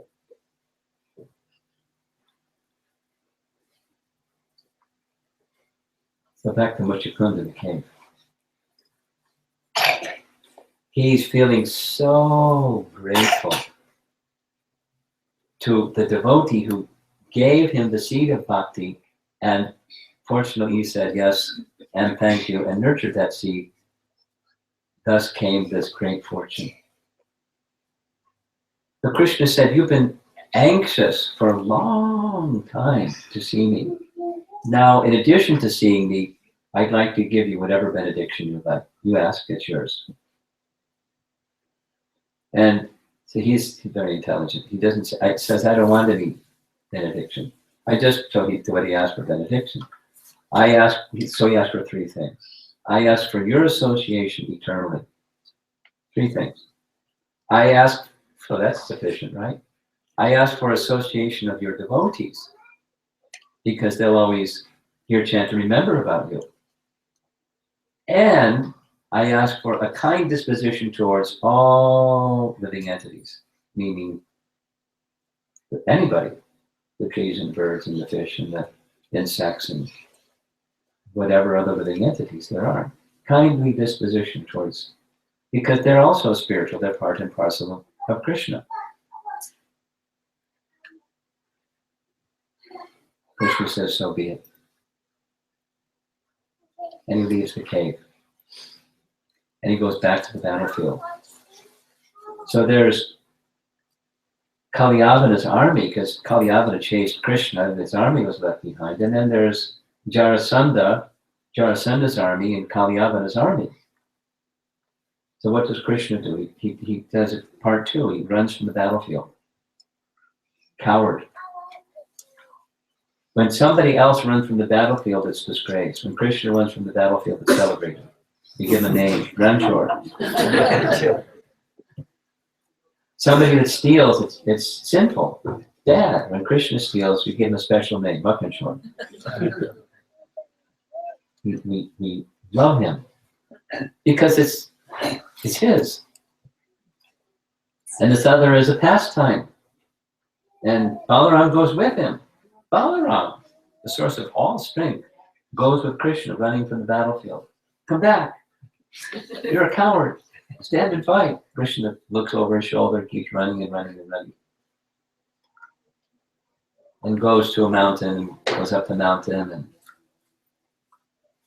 Jarasandha searches for him, can't find him, decides to put the mountain on fire. Thinks that's it, Krishna's dead. The end of this pastime goes like this. Krishna, two things. Krishna wanted to have a nice jump or a nice ride with Balaram hand in hand, jumping from the mountain. And Krishna knew that Rukmini was in difficulty. So remember, Dwarka has been built. Now Krishna hasn't resided there yet, but Krishna is going to go quickly and reside there so that Rukmini can send her messenger to tell Krishna, save me, and Krishna comes to save Rukmini and becomes his first queen. So there's a pastime waiting for him, so he wants to hurry up and get to that pastime and save Rukmini. So he did what he did, the way that he did, because he wanted to. And then the pastime of killing Jarasandha comes later by another wonderful display of Krishna's pastimes. So on his way to Dwarka, Balaram meets Revati and marries Revati even before Krishna gets to Dwarka. There's a place where that pastime takes place. When you go to Dwarka, you can visit it. It's not terribly far from Dwarka.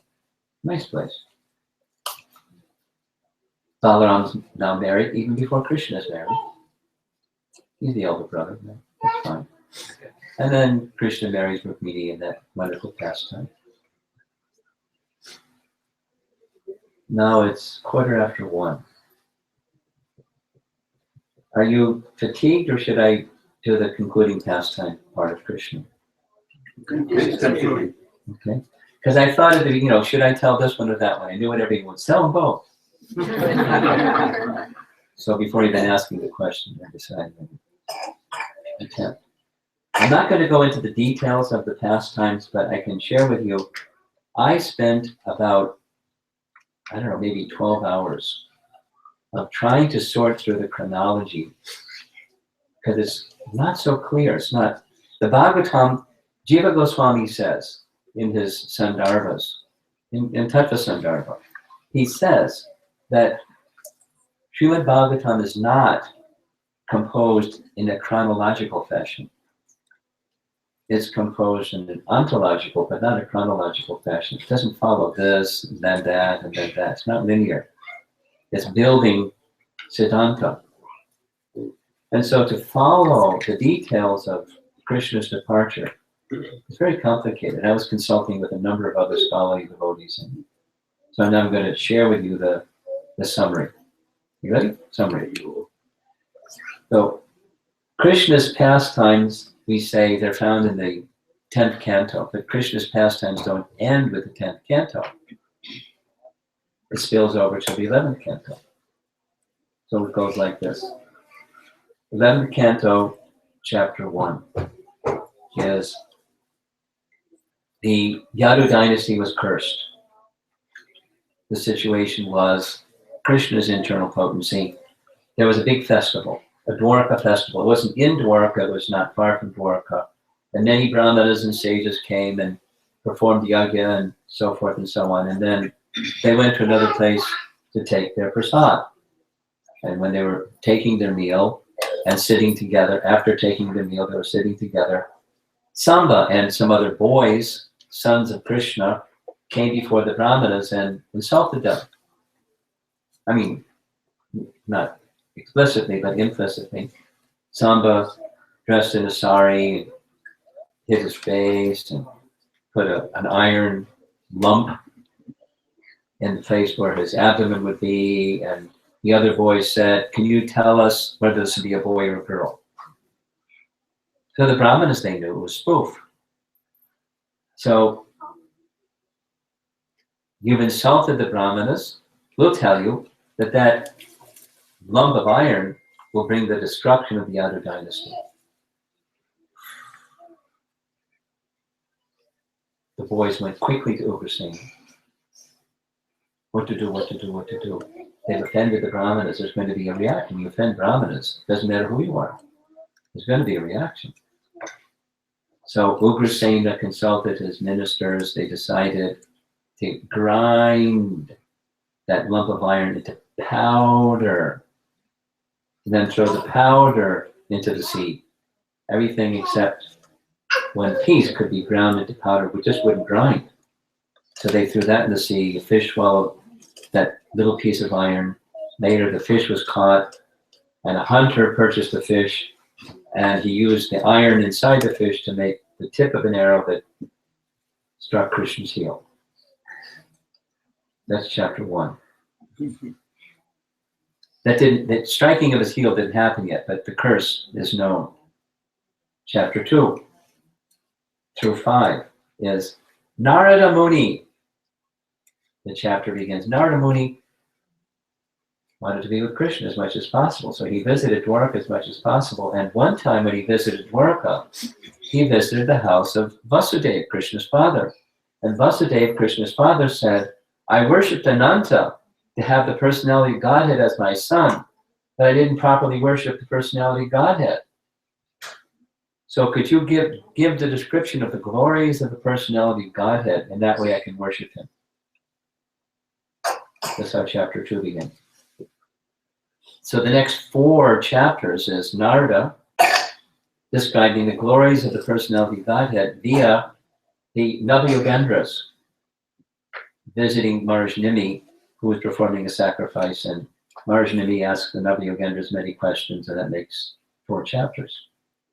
Very elevated subject, because the Navayogendras were on the same platform as Narada, meaning they were topmost devotees, Uttama bhaktas. And like Narada, they could travel anywhere in the universe. In the universe, not just, go without a visa. Anywhere in the universe, at will. They didn't even need a visa. They just traveled where they wanted to travel. And by divine arrangement, they came to Nimi's sacrifice, and he asks his questions, and they gave the answers. They're essentially glorification of the personality of Godhead. Thus satisfying Vasudeva, chapter 5 ends. And then chapter 6 begins.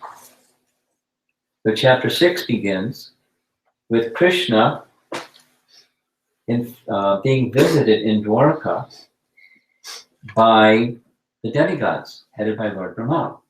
So it's a complete cycle. Lord Brahma went to the shore of the Milk Ocean and requested, please come and descend. Now comes Lord Brahma saying, you fulfilled your purpose of descent. You can send all your associates back to their original abodes, your pastime. We understand your pastimes are now concluded. The purposes for your appearance have ended.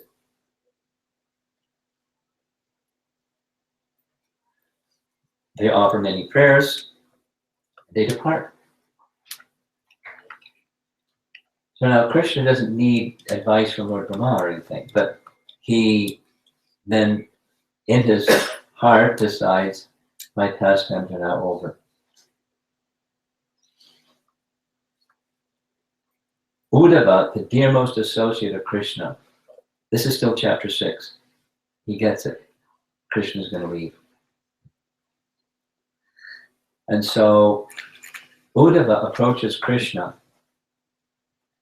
Oh, yeah.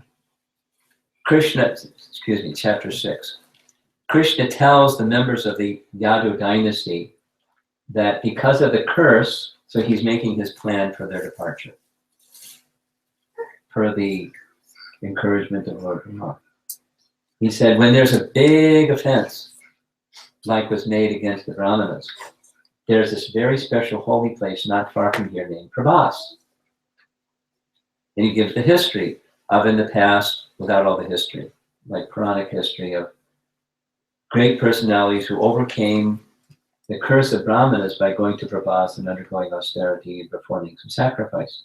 So we, the members of the Yadu dynasty, should go to Prabhas, prepare everything, make the journey to Prabhas. It's not so far.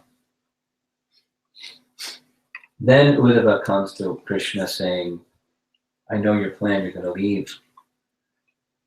Please don't just leave me, give me instructions. How I'll be able to maintain my life in your absence. End of chapter 6. Beginning chapter 7 through 29 is Uddhava Gita. Long section. Back and forth, back and forth, back and forth. Long, wonderful instruction. At the end of chapter 29, Krishna then gives an instruction to Uddhava, saying that I appeared in this world to give solace to my devotee. One place I didn't get to go was Badrikashram, where the devotees of Narayan Rishi reside. So you please, on my behalf, you be my instrument. He gave him some service to do so that he could maintain his life after Krishna left. Please go to Badrikashram and deliver my association through my instructions to those devotees. So very reluctantly, end of chapter 6. Uddhava leaves. End of chapter 29. So then it gets a little complicated, chronology-wise. Chapter 30 begins, Krishna reminds the members of the Yadu dynasty, let's go to Prabhas. So they go to Prabhas and they hold their rituals. And after the rituals, they have a festival. And after the festival, they have their Moshe Lavila, the mass annihilation of all the members of the Yadu dynasty, Krishna's plan. And there's long commentary on why, and many, many different reasons why. But Krishna didn't want to leave behind the members of the Yadu dynasty, and then in successive generations following them, they may become so powerful and deviated over time that they're invincible. So he wanted to remove that potential. So let's send them back to their places because they had come to assist him in his pastimes. Next, chronologically, is Uddhava. Uddhava's on his way to Badrikashram. He hears about the annihilation of the Yadu dynasty. Krishna's gone to Prabhas. So he does a U-turn and comes back from his journey to Badrikashram and meets Krishna in Prabhas. It's there where Maitreya sees them. The Uddhava Gita took place in Dwarka. There's a second time when Krishna speaks to Uddhava in Prabhas, and Maitreya is there. And there's a number of topics, not the full Uddhava Gita, but specifically, this is now from commentary of Acharyas. I don't know where this is found other than their commentary says. He discussed several topics. One is the Chaturshloki verses, the essential verses of the Bhagavatam were discussed. And then, in addition, Krishna explains to Uddhava his own position, his position as the Supreme Personality of Godhead, his abode of Dwarka, his pastimes in Dwarka, and the nature of his loving exchanges there. Krishna describes to Uddhava his transcendental potencies, and then this puzzling kind of discussion that's very difficult to understand unless you're a transcendentalist, which is something that you find in Queen Kunti's prayers, the contradictory actions of Krishna. Like Kunti says, you're unborn, but you're born. You have nothing to do, but you do so many things. And so it's contradictory. So how does that work? Krishna describes it to Uddhava. And how all of that contradictory behavior and non-action exists within him.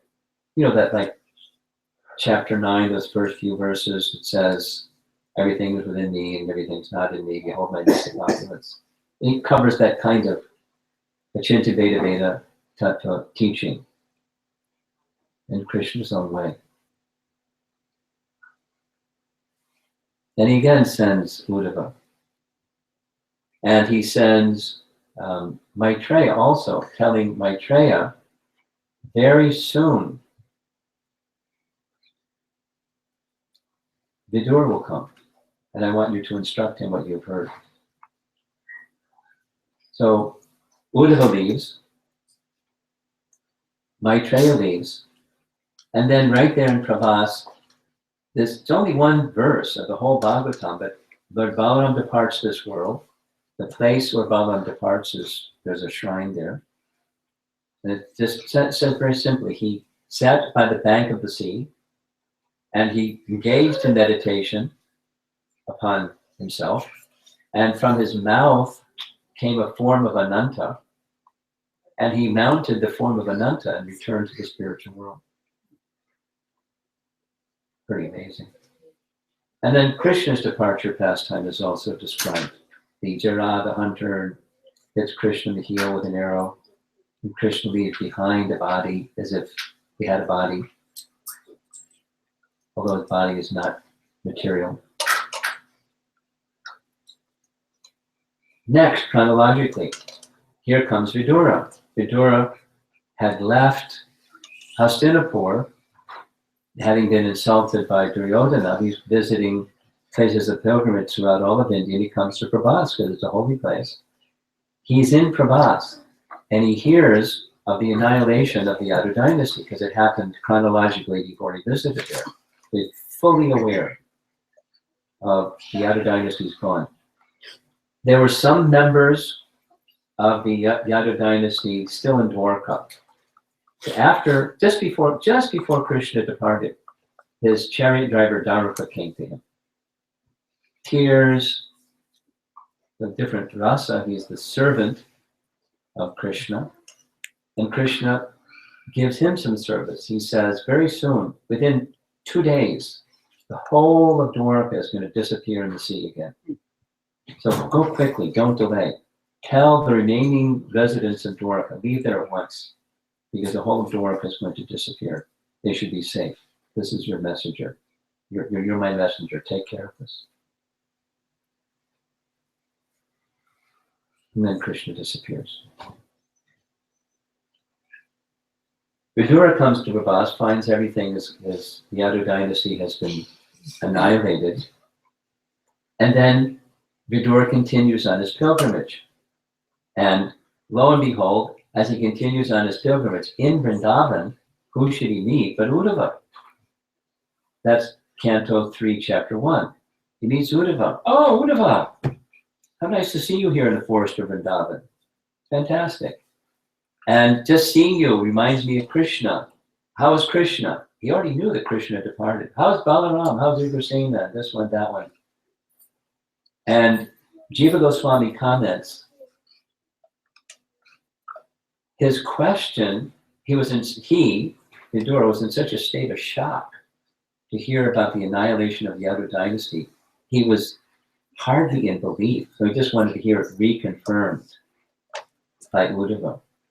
So Jiva Goswami's comment was, it wasn't factual, it was just pragmatic. Is it really true? Is it really true? It's psychological, not practical. So that section that we find at the beginning of Canto 3, Vidura meeting Uddhava after his long pilgrimage, very beautiful section. Again, Krishna's pastimes in Vrindavan, Krishna's pastimes outside of Vrindavan. They're up all night long speaking about Krishna's pastimes. The sun rises. Uddhava says, I have to go. Krishna's given me some service. But Vidura, you'll be happy to hear that Krishna said to Maitreya that you should find him. He went that way. You'll find him in such and such place. And then Maitreya is found by Vidura, and there's about 2.5 cantos of discussion between Maitreya and Uddhava. Maitreya and Vidura, or Vidura asking questions. So I'm sharing that with you because it's sometimes like, what's going on here? You know, the chronology part.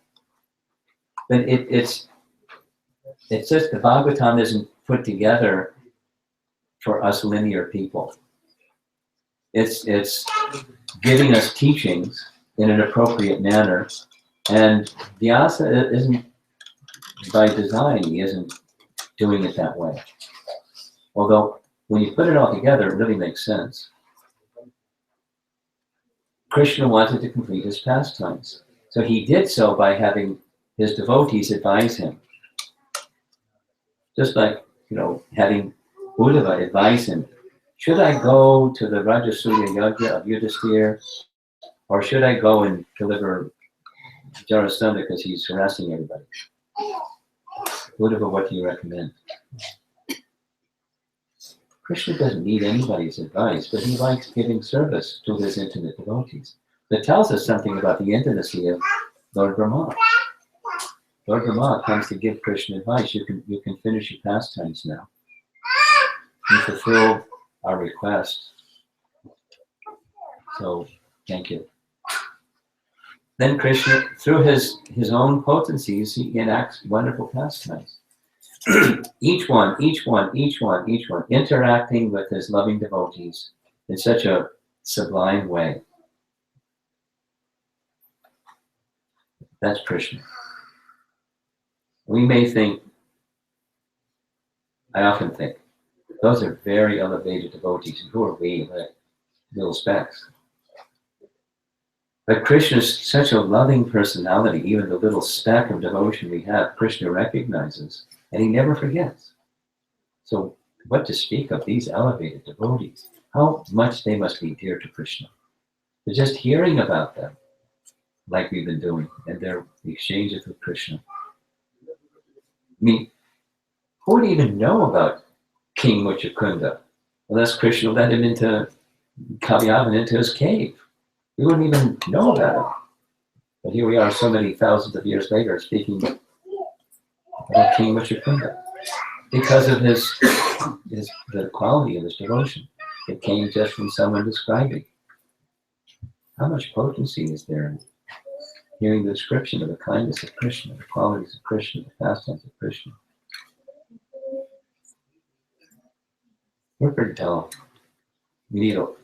Because of that, we need a lot of hearing.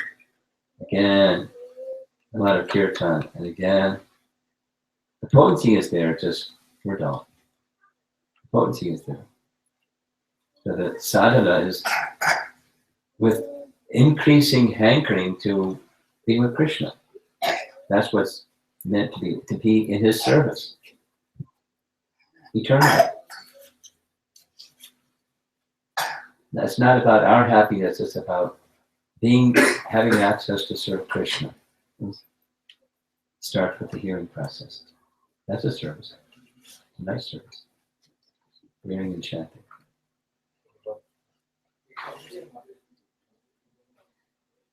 Sri Krishna Bhagavan ki Jai. Any discussion? Yeah. So Maharaj, you so nicely put it in chronological order so that we can understand the sequence in which it goes. But as we know in the Bhagavatam, if someone other than us who now understand it, if we read the Bhagavatam, obviously from one canto to the other, it's kind of disjointed, as you mentioned. So when we actually preach to beginners and tell them to read the Bhagavatam, then how should we present it? I mean, should they take each canto as an entity by itself Sure. instead of trying to? Yes, each canto is an entity unto itself. And the parts of the canto is an entity unto itself, chapter by chapter. There's logic, not chronological logic. There's logic. The goal is to stimulate our love for Krishna. That's accomplished, and it's purposeful. It's, canto 2 follows canto 1, etc. It's meant to go, we want to read it in sequence, but the purpose of the sequence is to stimulate our love for Krishna and to help us understand the central truth about Krishna, so that when we read the more confidential pastimes, specifically Krishna and Vrindavan, we don't get the wrong idea. So, we don't need to second guess Vyas. He knew what he was doing. He was writing for people of Kali Yuga. And we just follow Canto 1, Canto 2, like that. But the answer to your question is yes. They're unto themselves, but they're connected with the previous and the subsequent cantos. All of which is to stimulate and awaken our natural dormant love to Krishna with a proper conception of who he is. I have a question. Yes. My question is not related specific to Krishna or Bhagavad Gita. It's more of general. General. What is the role of Guru? What's the role of Guru? Representative of Krishna. And I was told that in order to reach God, you have to go via Guru. Well, you have to go to one who is representing Krishna. So there may be different categories of, for example, according to scripture, there's 3. One who shows the way, one who gives relevant instructions, one who gives mantra. Vartma Pradarshaka Guru, one who gives instructions. So, like supposing, you don't have your GPS with you and you want to know how to get to such and such place. Yeah, you stop and maybe you stop at a gas station. Which way to such and such place? You'll say that away. So with spiritual matters, that's the Vartma Pradarshaka, Vartma's path. Pradarshaka, one who can see the path, show you the path. That's the way to Krishna. Then there may be another person, once you're moving on that path, can you tell me the truths about Krishna? So that's the Shiksha Guru. It's another category. And one may be both or all 3. And then as one is moving on the path to Krishna, someone, maybe the same or someone else, may, in addition, give mantra. That's Diksha. So there's different categories, but all 3 of them have the same principle. They're representing Krishna. And the responsibility of one who is doing any one of those 3 is transparency.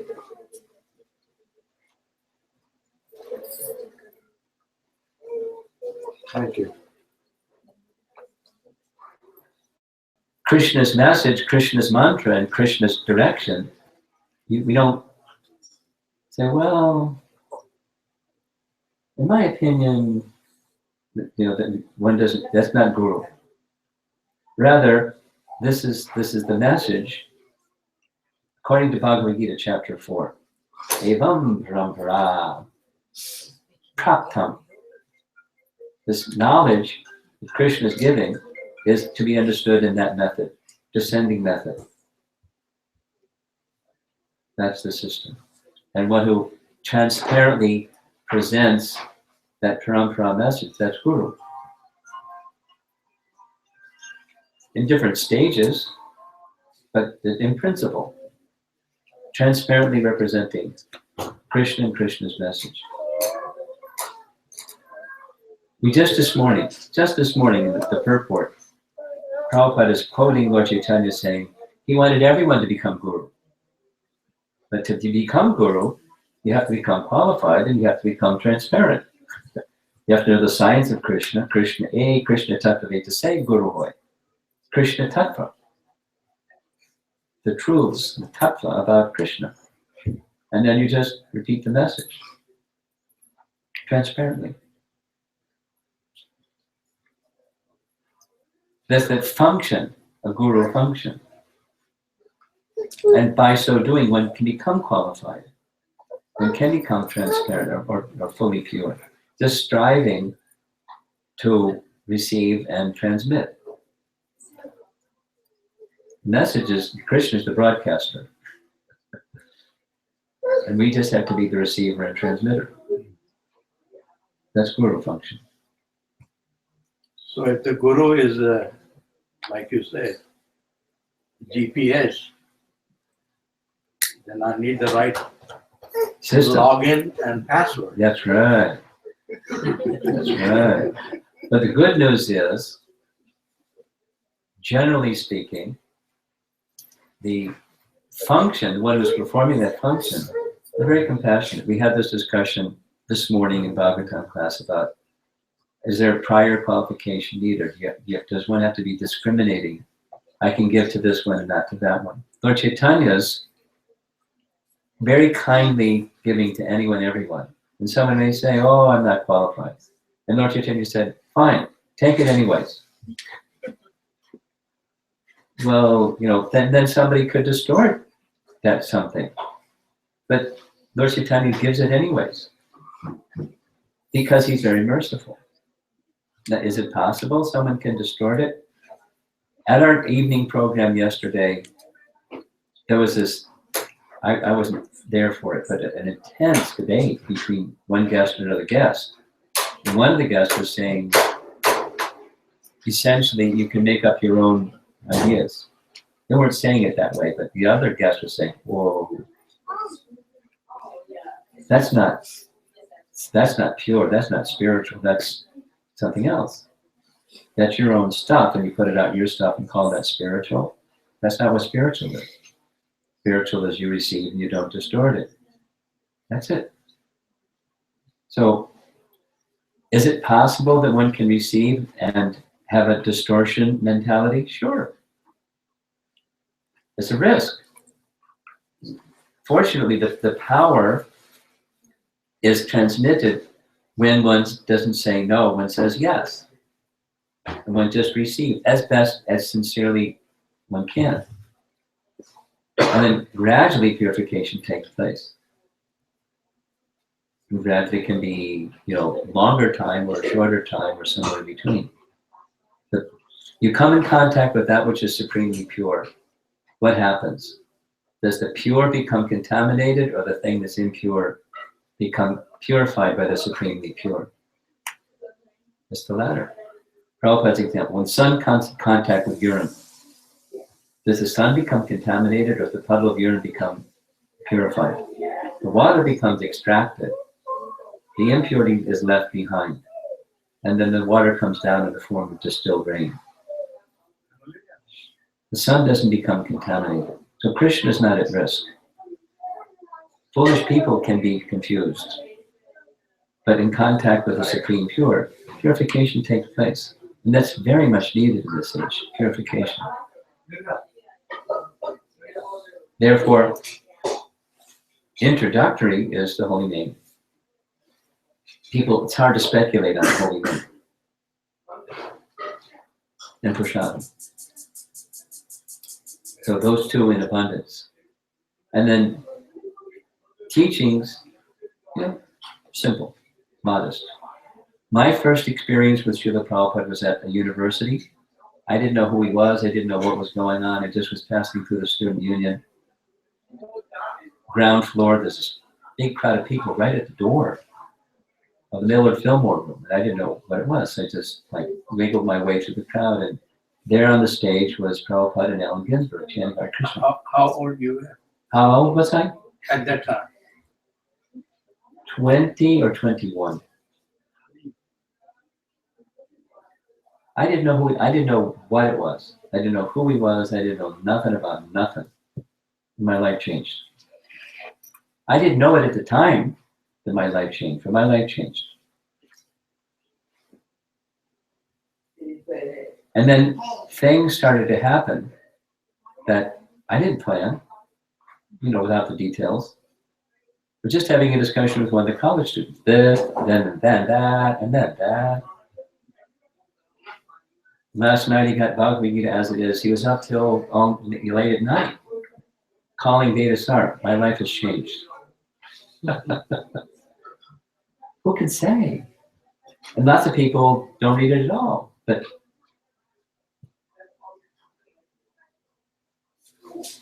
pure sound vibration has a lot of potency.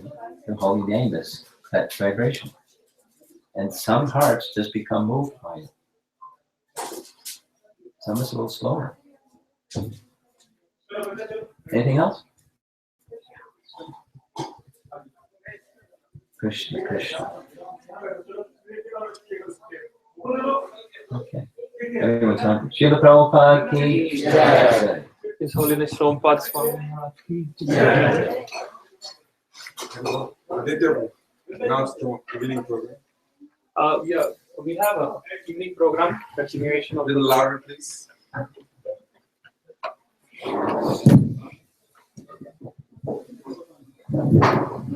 Hare Krishna. So evening we have a continuation of Varkalila. I think Maharaj said we will be speaking on the Sudama pastimes. So I request all of you to please come there. The address is check, but it's somewhere in Dhaka. It's in Lilburn. So it's on the website. So or contact me if it's at 6 in the evening. Will there be prasadam? Yes. Hey, let me have that.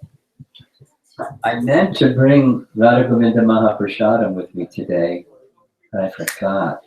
So I'll have to bring it tonight. But please come tonight.